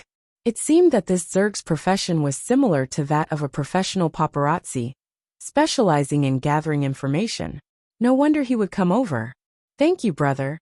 Lo Moon still replied. Maybe they could really use it. You're welcome, you're welcome. As if he had never met such an easygoing potential customer, the guy became more enthusiastic. He suddenly thought of something and said directly, Oh right, have you heard of the United Competition in Immortal Spirit Academy recently? United Competition? Lo Moon was stunned. You don't know. He looked at the two of them with some surprise. But this is not a big news. Seeing that we are fated, I will tell you. Don't worry, this news is not worth money. He chuckled and started explaining to the two of them with a marketing spirit. This United Competition is the first time Immortal Spirit Academy has united all the other academies to organize a large-scale competition. All the academies will be represented to participate. I heard that the rewards are quite generous. Oh, Lo Moon looked surprised, but in his heart, he was thinking about how to take advantage of this competition to sneak in and find the spirit seed. You don't believe me? Immortal Spirit Academy has put in a lot of money for the rewards of this competition. The champion can get a treasure with high energy purity. Oh, I still have the picture of that treasure. He thought of something, and suddenly turned around to take out a scroll. He said mysteriously, I went through a lot of trouble to get this. Come, let me show you. He directly opened the scroll, revealing a colorful egg-shaped picture. Spirit seed. Lo Moon was shocked, and exchanged a look with Chef opposite him. He didn't expect the spirit seed to be the prize of Immortal Spirit Academy's United Competition. It really didn't take any effort to get it. Brother, you are really knowledgeable. Lo Moon smiled even more enthusiastically. We just came here, and don't know enough about this place. Why don't you tell me more about this United Competition in detail? How exactly is it going to be? I heard that there are a total of 3 rounds. And before that there is a preliminary round. He thought for a moment, lowered his voice and added, But I heard that although only the various academies can participate on the surface, but you also know that our central district is a mix of forces, and no one is willing to submit to anyone. Therefore, Many forces directly raised the banner of various academies, hoping to use the name of this competition to compete with each other. But only the Immortal Academy has this kind of rallying power. Other places can't do it. But I think that the people who are participating might have their plans overturned. What kind of power was the Immortal Academy? Could other forces be stronger than it? The final champion might still be the Immortal Academy. He shook his head and suddenly thought of something. With some pride, he said, "In the entire Central District, only the insect clan's power is comparable to the Immortal Academy. But our buggies have always had a good relationship with the Academy, so we don't need to participate in this kind of competition." "So brother is also from a famous family," Lone Moon complimented him. "What is this?" The other party had a look of indifference on his face. "Our insect race used to be an existence that could sweep across the plains. Unfortunately, we encountered a great demon king later on, causing our race to almost be wiped out. Fortunately, our queen had the foresight to hide in the end of the void, which gave us a chance to breathe. Things are no longer the same as before." His body shuddered as if he had thought of something terrifying. Lone Moon was stunned for a moment, and subconsciously asked, "What great demon king?" The young man's face turned green, as if it was a taboo. Even his voice lowered a few degrees. "Actually, I also heard it from those of the same race in the past. Our insect race used to be very prosperous. Half of the plain was our race's territory. Suddenly one day, a person came, and without saying a word, she directly started a massacre. Many of our people died in her hands. Even our queen was scared, and escaped all the way to the end of the void before getting rid of her. Even the current speed of production was affected. Our race's population has been unable to increase, and we lost many brothers and sisters." "So their people were all born by the queen?" "I heard." His voice became even lower, and he said with a look of horror, "A few hundred years ago, someone even saw that great demon king in the end of the void? I don't know if she came to kill our race. Just thinking about it is scary." "Why did this setting sound a little familiar?" Lone Moon subconsciously asked. "I wonder who this person is, brother? Have you seen her before?" "I was born too late. Of course I haven't seen her. But we insects all have a heritage. As long as we see her, I should be able to recognize her." He took a deep breath and said, "Oh yes, she has a scary name called Shening." Lone Moon. "I Ching. Holy shit, it really is her, hey? Wait a minute. This insect. Could it be that when Shening was 5 years old, Shen Jing threw her to the mother planet of the insect race to train? They escaped here? Isn't this world a little too small?" The two of them looked at a certain insect at the same time, emitting sympathetic looks. But the other party did not seem to feel anything, as if still immersed in the fear of the great demon king, and even his interest in talking decreased. "I have to continue working." He shook his head, turned back to look at the two of them, and said, "I won't disturb the two of you drinking your tea." With that said, he pointed to the bag in his hand. Only then did the two of them see that inside was a bag, the same kind of wooden tablet that was handed to Lone Moon just now. So he was giving out leaflets. "Then thank you for the reminder, brother," Lone Moon replied. "No problem." He chuckled, then carried the bag full of wooden tablets, and stood up, intending to continue giving out leaflets. He turned and walked towards the main hall, passing by the door that led to the backyard. Shening, who had just woken up, pushed open the door and walked out. Then their gazes just happened to meet. Both of them were stunned for a moment. Something flashed in the time it took for a spark to fly off a flint, and faintly heard a few crackling sounds in the air. Shening tilted her head, then directly raised her hand and grabbed towards the insect. What are you trying to do?" Buggy got a huge fright.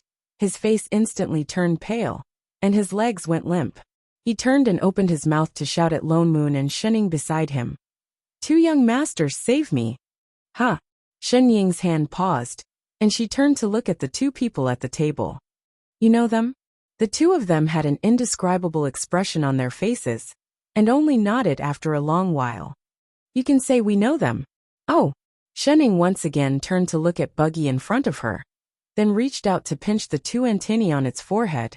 and directly tied them into a butterfly knot, before turning to walk to the table and sit down. Buggy did not dare to resist, and ran away frantically.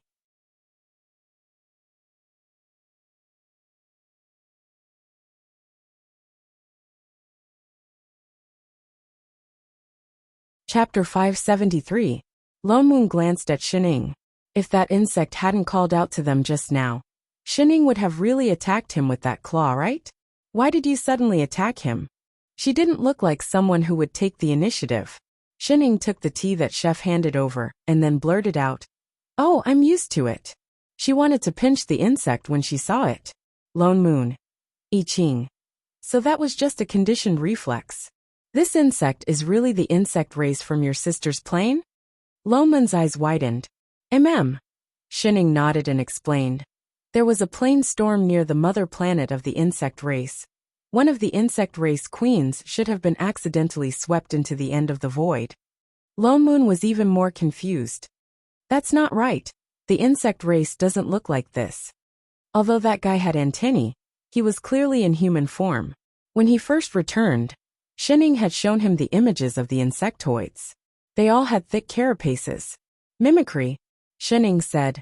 High-level insects have mimicry, and this is the end of the void. It's normal for there to be some mutations. So that was it. I'm so hungry, can we eat? She's still that foodie. Lone Moon didn't expect to find the location of the spirit seed on his first day in Yang City. It was easy now that he knew the place. Lone Moon had originally planned to sneak into Immortal Spirit College tonight and take the spirit seed back. But he found that the aura of the end of the void was too messy, and there were some completely unknown energies surrounding it. Their divine perception couldn't probe into the college at all, which meant that they couldn't find where the spirit seed was at all. Perhaps because he had suffered once, Lone Moon was more vigilant towards this world. He didn't just barge in without a care. And the spirit seed was now an open reward for the League. If it suddenly disappeared, it would definitely cause some unnecessary trouble. And this was the chaotic end of the void. The plane gate wasn't something they could open and return whenever they wanted. Shining said that they had to wait at least a month before they could open it again. So after thinking about it, Lone Moon still felt that it was better to win the spirit seed openly. That's right. Father Neo planned to participate in that alliance competition. Whether or not they could win in the end, at least they would have a chance to know the exact location of the spirit seed. Moreover, even though only one academy could participate in this competition, Buggy had also mentioned earlier that many forces called themselves academies to participate in the competition. Naturally, they could do so as well. Hence, the three of them asked for directions and headed directly to the registration place. The Immortal Academy was actually not in Yang City, but on a secluded hillside in the west of the city. Perhaps because of the competition, there were people going in and out of the entrance. The location of the report was on the left side of the academy. Invincible Academy? The registrar was stunned for a moment. He raised his head and looked at the three of them. I've never heard of this name before. It's a newly built academy.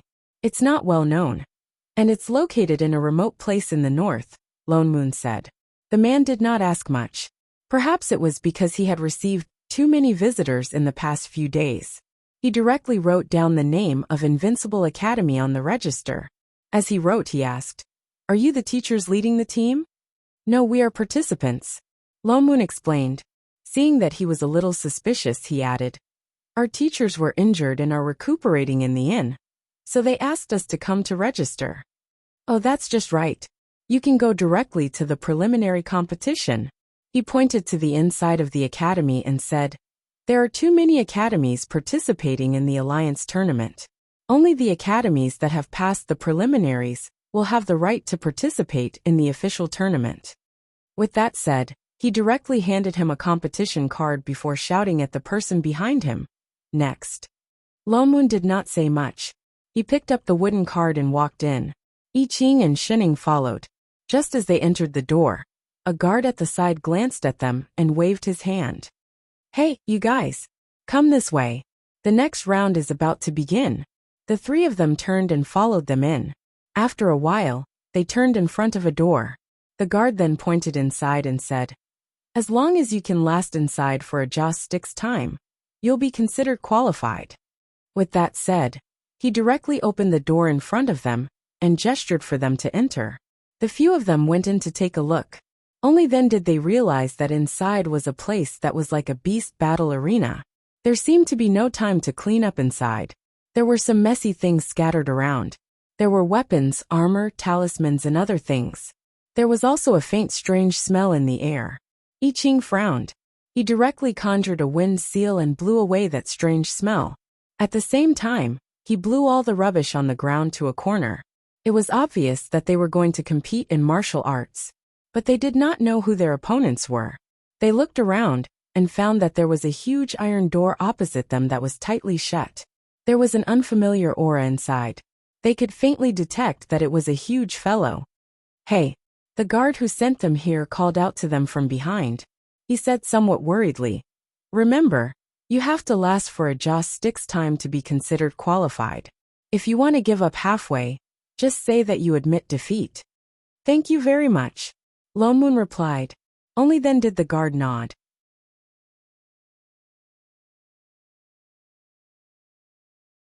Suddenly, he took out something. It looked like a talisman or something. He pressed it against the wall at the side. Immediately, there was a rumbling sound. The huge iron door opposite them opened automatically. For a moment, that strange smell pounced on them again. The three of them could not help but pinch their noses and take a step back. There was a soft rustling sound coming from inside. They could faintly see a huge figure moving towards them. The figure only moved twice. For some reason, it suddenly stiffened, and then it was motionless. It was like a huge black stone embedded in the door. It was even faintly trembling. After waiting for a long time, they did not see the other party crawl out even half a step. The three of them looked confused. Could it be that the preliminary selection of this alliance competition was just to see who could stand longer? The guard outside was also stunned. Why isn't it coming out? He walked towards the opposite side somewhat anxiously. After passing through the big iron door, he heard the other party's somewhat angry voice coming from inside. "Hey, it's your turn. Hurry up and get out." There was no response from inside. "Did you hear that? It's not over yet. Hurry up and get out." "What's the matter with you? We agreed to fight 10 rounds a day. This is only your second round. Hurry up and go." "Wait, why are you suddenly trembling?" "What? Not doing it? Didn't we sign an agreement with your queen? What do you mean by not doing it now?" Hey, don't force me to complain to your queen."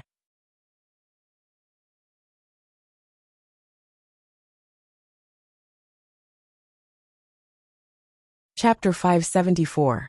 Just as the guard finished speaking, a rustling sound came from the entrance of the cave. Lone Moon and the others stood for a long time before they saw a huge black figure slowly crawling out of the metal door. After a long time, they saw a huge figure appear at the door. Its entire body was pitch black and covered in thick, hard armor. Its lower body had 10 slender, blade-like thighs, and its head had more than a dozen compound eyes. Its body was 4 to 3 feet tall, and it looked like a giant mutated beetle. It looked very scary, but it was shaking violently like a candle in the wind. One could not help but worry that it would flip over if it kept shaking. It even stretched out dozens of soft tentacles from its mouth and comforted itself by hugging its armored body. The corner of Lone Moon's mouth twitched. He felt that the monster in front of him looked a little familiar.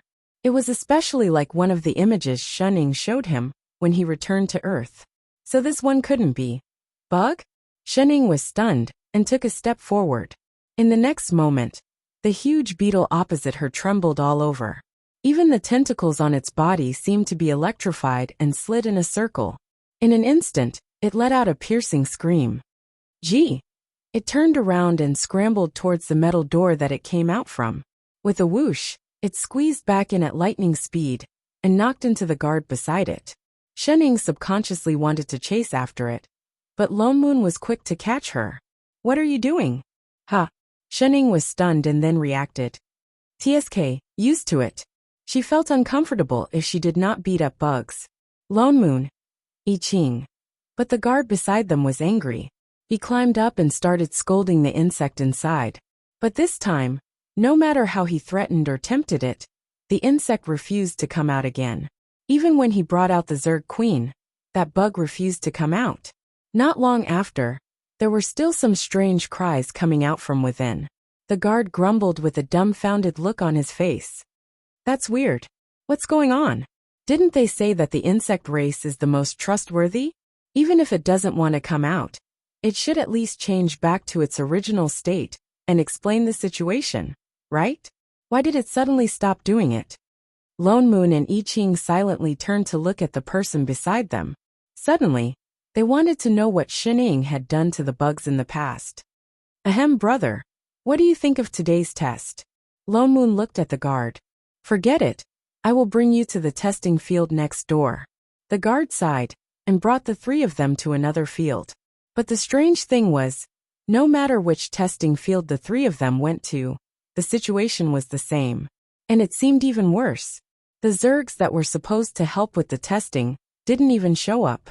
Some of them even slipped away from the backstage. It was the same 10 times in a row. The guards were confused. Could it be that the Queen of the Zerg was dissatisfied with the academy? Why did the Zergs that were sent to help with the testing suddenly go on strike one after another? He couldn't help but have some conspiracy theories. In the end, he was so annoyed that he could only let the three of them pass. But those Zergs who were frightened still did not dare to come out. The 10 Zergs in the testing grounds, as if they had agreed to hide inside and shiver, did not dare to move a single step. They only recovered the next day.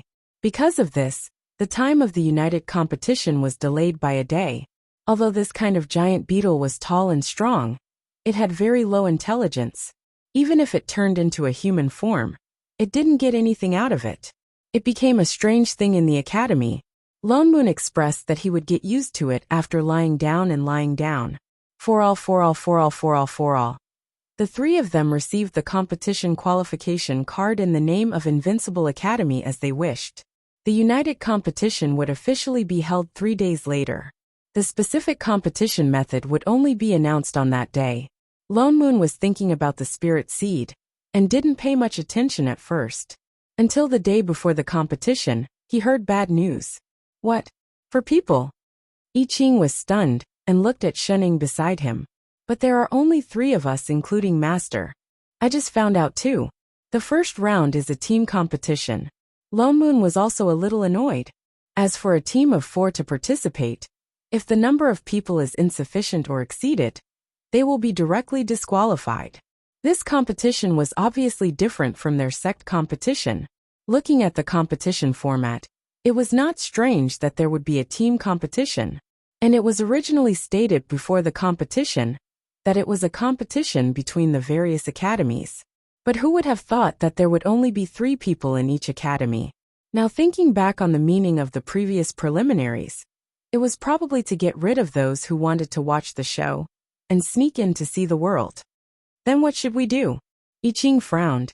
If we don't participate, we can't enter Immortal Academy, and we can't find the spirit seed. We can only look around temporarily to see if anyone is willing to go with us. But they were unfamiliar with this place, and the competition was tomorrow. Where could they get someone to come? Can we use sorcery to temporarily create a puppet to fill the numbers? He suddenly thought of the demon that Tao Chu had transformed from those leaves that day. No. Lone Moon shook his head. This competition is so formal, there must be specialized people to examine it. What's more, this is the end of the void. These people are all from different planes. We don't know each other's situation. If someone sees through us, it will be even more troublesome. And there's not enough time. I Ching's expression darkened. Indeed, before finding the spirit seed, it was better not to expose themselves. If it really doesn't work, we'll just spend money to hire someone. Lone Moon frowned. Let's get through the first competition first. Anyway, they weren't going for the prize. That's the only way. I Ching nodded. Shunning, who was at the side, suddenly spoke. Why don't we ask Buggy? The 2 of them paused and turned around abruptly. Instantly, they thought of the insect that was giving out the advertisement this morning. and was almost pinched to death by Shining. Good idea. It's indeed suitable. Lone Moon immediately took out the advertisement board from this morning. Fortunately, he didn't throw it away. With that insect's cowardly look, there was indeed no one more suitable than him. Let's go, we'll go find someone. No, find Buggy now. So the few of them followed the address on the advertisement board and found their way to a shop at the entrance of the alley. Before they entered the shop, they saw Buggy, who was smiling warmly at the entrance of the shop. He was still giving out the advertisement boards diligently. The two antennae on his head were tied with a unique bow. Hey! Shining waved a hand in greeting. Buggy's smile froze instantly. His legs turned to jelly and he knelt down. The wooden signboards in his hands fell to the ground. He wasn't dreaming, was he? Illusion, yes. This must be an illusion. Brother Buggy, do me a favor. Lone Moon smiled brightly.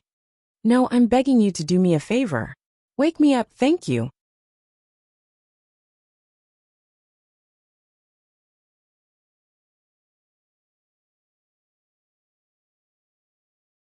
Chapter 575. Until the next day when he was dragged to Immortal Spirit Academy, Buggy still couldn't believe that he was still alive. Ever since he saw that woman at the inn yesterday, he almost instantly felt the fear from his bloodline. As a member of the insect race, he naturally knew that was a warning from his genes. No, it was a cry. The genes he inherited repeatedly sent him the same message. Die, die, die, die, die. He swore in the name of the queen that the person in front of him was definitely the legendary demon king of his race. And this inheritance of the insect race had never been wrong. Since there was such a premonition, then without a doubt, he would definitely and definitely die in the hands of the person in front of him. He didn't even think of resisting, because he clearly understood that he couldn't resist at all. But something miraculous happened. The other party didn't make a move. He just tied his tentacles into a knot, and then left. He thought it was the queen's blessing that he didn't die right away, until 2 days later, he met that person in front of the shop again. This time, an even more violent cry came from their bloodline. They must definitely die. But a miracle happened again. The other party still didn't make a move on him. Just when he was wondering when the other party would make a move, by the time he reacted, he was already at the entrance of Immortal Spirit Academy. He even said he wanted to form a team with him to participate in the competition. Only then did he understand. The other party seemed not to want to kill him. Buggy touched his own hard body with lingering fear. He was really still alive. Don't worry, I promise you'll be fine.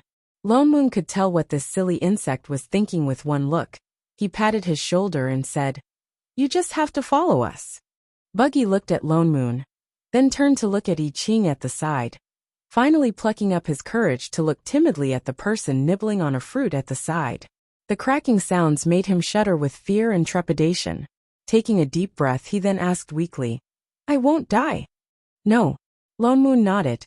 Won't get his legs broken. No. Won't be dismembered. No. Won't be exterminated. No. How heavy was the trauma of his race? Only then did he heave a sigh of relief. His legs had regained some strength. Finally, he did not need Chef to drag him along. However, he still did not dare to take another step closer to Shining. He hid weakly beside Lone Moon, trying his best to reduce his presence. When Lone Moon saw that he had settled Buggy, he then had the mood to size up the surroundings. There were many people participating in the preliminary round today. It was much more spectacular than when they were queuing up for registration. The entire mountaintop was densely packed with people. Moreover, there were people dressed in all kinds of clothes. Some wore long robes like them, some wore gorgeous clothes, some wore modern clothes, and some wore all kinds of strange clothes. It was only then that he truly felt the chaos of the void end. It felt like he was looking at a historical painting, with people from different planes mixed together. Fortunately, most of them were still with them. Furthermore, he could faintly sense that some of them had the aura of spiritual chi or immortal chi, especially the group of people at the very front. They were all dressed in blue robes, similar to the ones in charge of registration in Immortal Spirit Academy. He could roughly guess that these people could be disciples of Immortal Spirit Academy. They all had spiritual chi and immortal chi on them. He suddenly guessed what this academy was teaching. It was probably the same as them cultivation methods. For a moment he felt more at ease. This competition was probably similar to cultivation. The entire mountain top looked like there were almost thousands of people, each occupying a side. The number of people varied. There were at least a dozen, and at most hundreds of disciples. Lone Moon and the others, who only had 4 people, looked a little pitiful. There were so many people. It seemed like Buggy was right. This Immortal Spirit Academy was indeed very prestigious. They came rather late. Before long, the gates of Immortal Spirit Academy opened. A few elders with immortal chi walked out. Lone Moon took a closer look and realized that they were all mystic immortals. The highest one was only a Stygian immortal. He looked like the person in charge of the academy. They did not say much. After a few opening remarks, they directly announced the start of the competition. 4 of them walked out at the same time. They directly flew up on their swords and began to form seals. In a short while, a huge array appeared in the sky. The array became brighter and brighter. Then the air distorted. In a short while, an entrance that looked like a mystic realm appeared. Then the ground shook. A huge white stone tablet slowly rose up. It was erected directly below the entrance of the mystic realm. Among the few elders, the Stygian immortal with the highest cultivation took a step forward. With a wave of his hand, a small triangular flag appeared. Then, he began to explain in a loud voice. Distinguished disciples of the academy, for this first competition, you need to enter the mystic realm in groups of 4. There are a total of 100 array flags like the one in my hand in the mystic realm. As long as you obtain any array flag within 10 days and persist until 10 days later, you will be considered to have won. He glanced at the people present and continued. This mystic realm is very dangerous. There are countless beasts. I believe that all of you have a competition token. If you really encounter a crisis that you cannot solve, you can break the wooden token and leave the mystic realm. But if you leave the mystic realm in advance, your entire team will be eliminated, even if you have an array flag. He explained the rules in detail. Then, he pointed to the blank stone tablet and said, the competition will begin now. All you need to do is to place your competition token in front of the stone tablet. Once you have verified your qualifications, you can enter the mystic realm. As soon as he said that, the teams closest to the stone tablet immediately took their competition tokens and walked towards the stone tablet. They began to fight to be the first to enter the mystic realm. After all, the earlier one entered the mystic realm, the faster one could find the array flags without an owner. In less than half a minute, the square that was originally filled with people was reduced by more than half. Lone Moon turned back to look at the group of Immortal Academy disciples. They did not seem to be in a hurry. Not a single one of them moved. Seeing that most of the people in the square had left, Lone Moon led the few of them towards the stone tablet. Upon closer inspection, he realized that it was just a recording token. He took out his competition token and swept it across the stone tablet. Immediately, the words Invincible Academy appeared on the stone tablet. It was lined up at the bottom left. Just like the other academies, there was a 0 written below it. Lone Moon thought about it carefully. This should be a record of the number of array flags obtained. And the wooden token in his hand was also divided into 4. The words Invincible Academy appeared on each of them. He passed one to each of them. Without further ado, he gave I Ching a look behind him. Then, carrying Buggy behind him, he rode on his sword and entered the mystic realm above.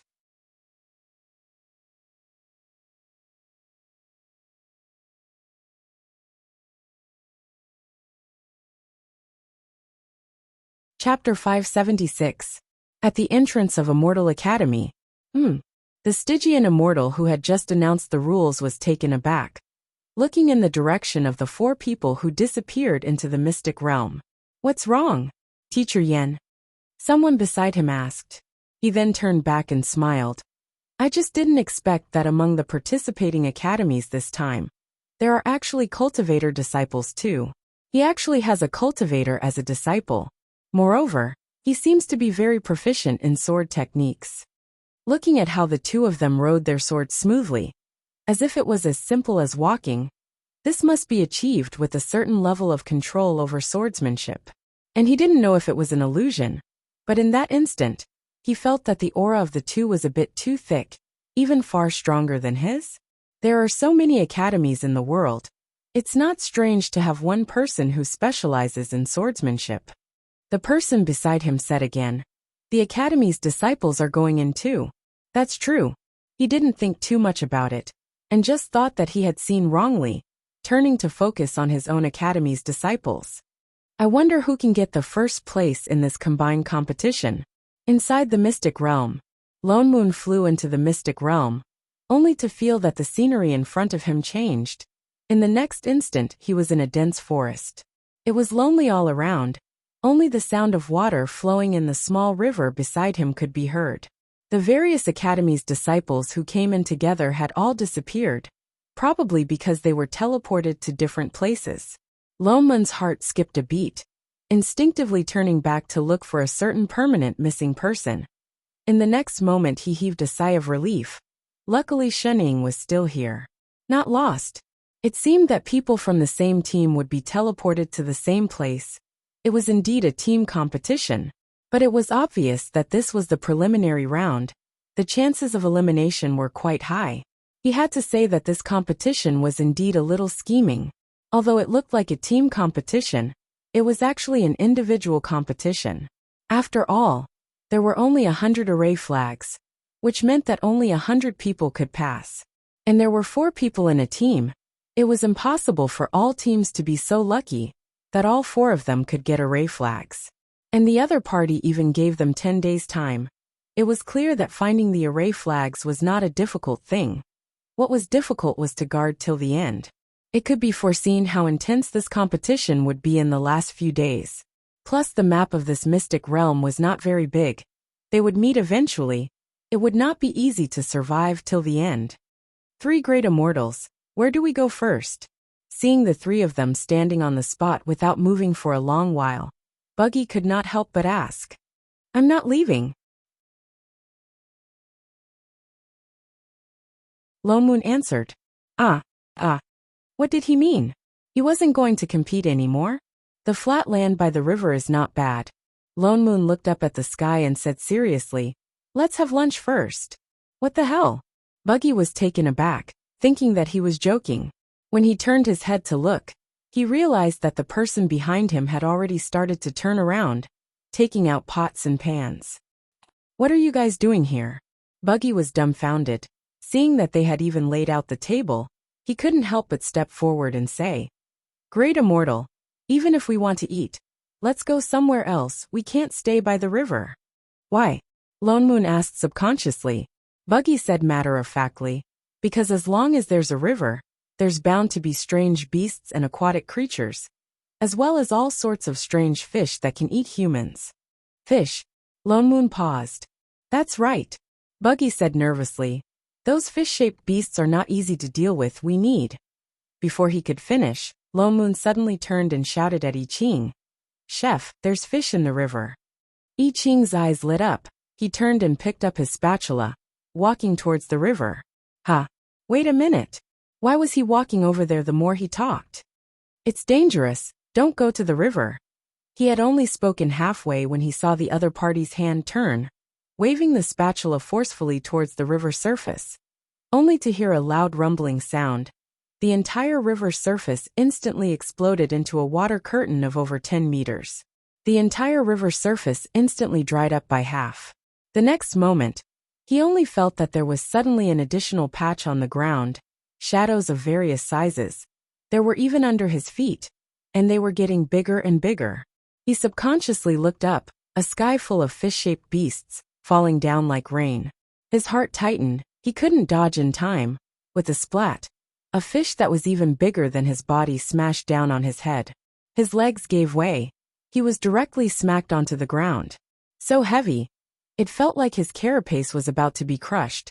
He was instantly pressed down and couldn't get up. He was about to call for help when his body lightened. The fish was directly lifted up.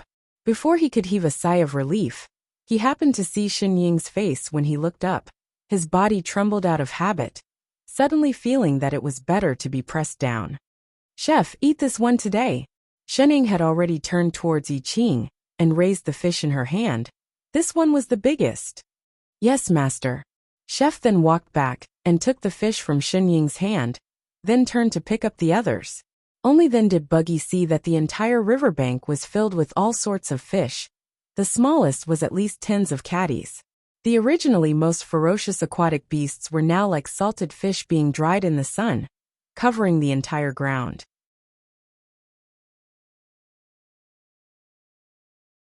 A few other people's relaxed conversation also reached their ears.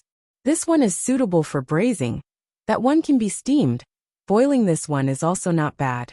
Chef, why don't you make a few more? Yes, master. No problem, master. Buggy. These were all exotic beasts, not fish. He suddenly felt that his common sense was being tested. He turned to look at a certain someone who was still grabbing the spatula and bending over to pick up the fish. That was definitely not an ordinary spatula. It must be some kind of Dharma treasure. That's why he could catch so many beasts with a light wave. Buggy felt that he had discovered the truth. The two who finished picking up the fish had already turned back to sit at the table, replenishing the free ingredients again. Chef's cooking speed was very fast. In less than half an hour, a few dishes were already served. Not knowing if it was because of the beasts, the dishes made were especially fragrant. For a moment, the entire river bank was filled with the aroma of food. As half a supplier who reminded them that there were fish in the river, Buggy was very honored to have a seat at the dining table. Of course, whether he could snatch the food was another matter. The few of them were just about to start eating, when suddenly a gust of wind blew. 4 figures dressed in blue appeared at the side. 3 men and 1 woman seemed to have come riding on the wind. They were looking at the 3 people at the dining table with a shocked expression. Loneman's eyes narrowed. He turned to sweep a glance at the 4 people. Looking at their clothes, they should be from Immortal Academy. Sorry to disturb fellow Taoists. The taller man among the 4 took a step forward and said politely with cupped fists, "May I ask if the few of you managed to hunt a red-scented fish beast earlier?" Lone Moon tightened the fan in his hand before saying, "We did hunt a fish beast in the river earlier." As for what kind of fish it was, he didn't know. Yet the 4 of them were overjoyed. There was even a hint of excitement. That man even hurriedly asked, "Fellow Taoists, we have a presumptuous request. Can we ask the few of you to transfer a fish beast to us? We can pay, even double the price."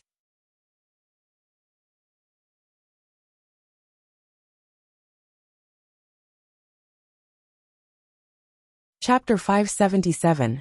From his tone, it was as if he knew that they had more than 1 fish in their hands. Lone Moon thought for a moment, then nodded with a smile. "Sure." With that said, he waved his hand, and a fish the size of a table appeared on the grass at the side. "Is this the fish beast you want?" The 4's eyes lit up, staring at the fish on the ground, nodding hard. "That's right, that's it. This is the red-scented fish beast." "Then how much do you intend to pay for it?" Lone Moon smiled kindly. Looking at their expressions, he didn't expect that the ingredients that Chef casually found would be worth so much. That tall man walked forward happily as he took out the money bag beside him and said, "The red-scented fish beast used to be sold for 100,000 void coins in Yang City. He looked at his own money bag and said carefully, "I have 230,000 void coins now, is that all right?" With that said, he handed over the bag. Lone Moon took a look. Was a fish so expensive originally? He was thinking if he should let Chef buy more later, and didn't reply for a moment. But the tall man panicked. Thinking that he was short, he turned back to look at the other 3 anxiously. "If fellow Taoist thinks it's too little, we still have more."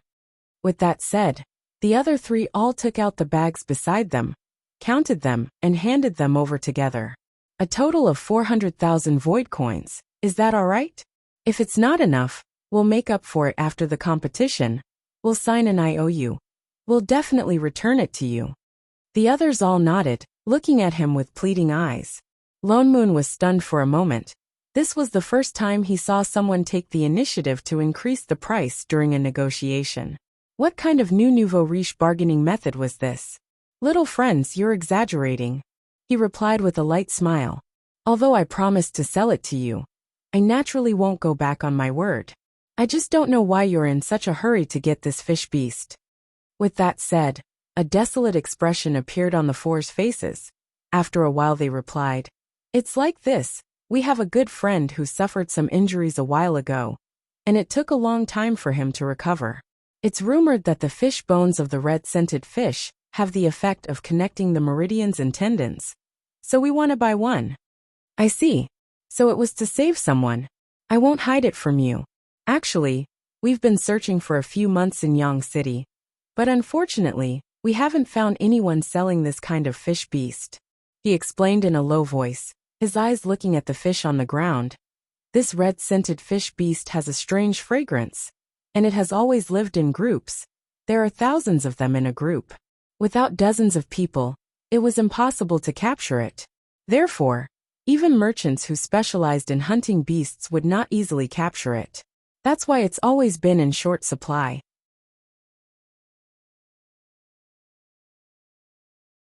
Although he didn't know how they managed to hunt it with just 4 people.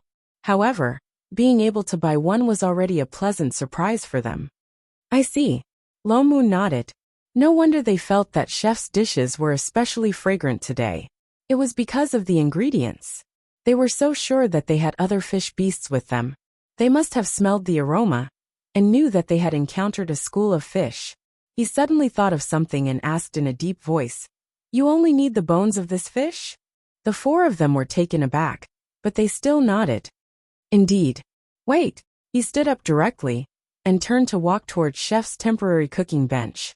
He looked around, then bent down, and dragged a several meters long bone from behind the cooking bench. "This fish bone is bigger than that fish. What do you guys think about me selling this fish bone to you?" The 4 of them were stunned, and then their faces turned into wild joy. This such a big fish bone, could this be the red-scented fish king? Definitely, such a big one must be the fish king. And looking at the color of this bone, it's at least 500 years old. Heavens!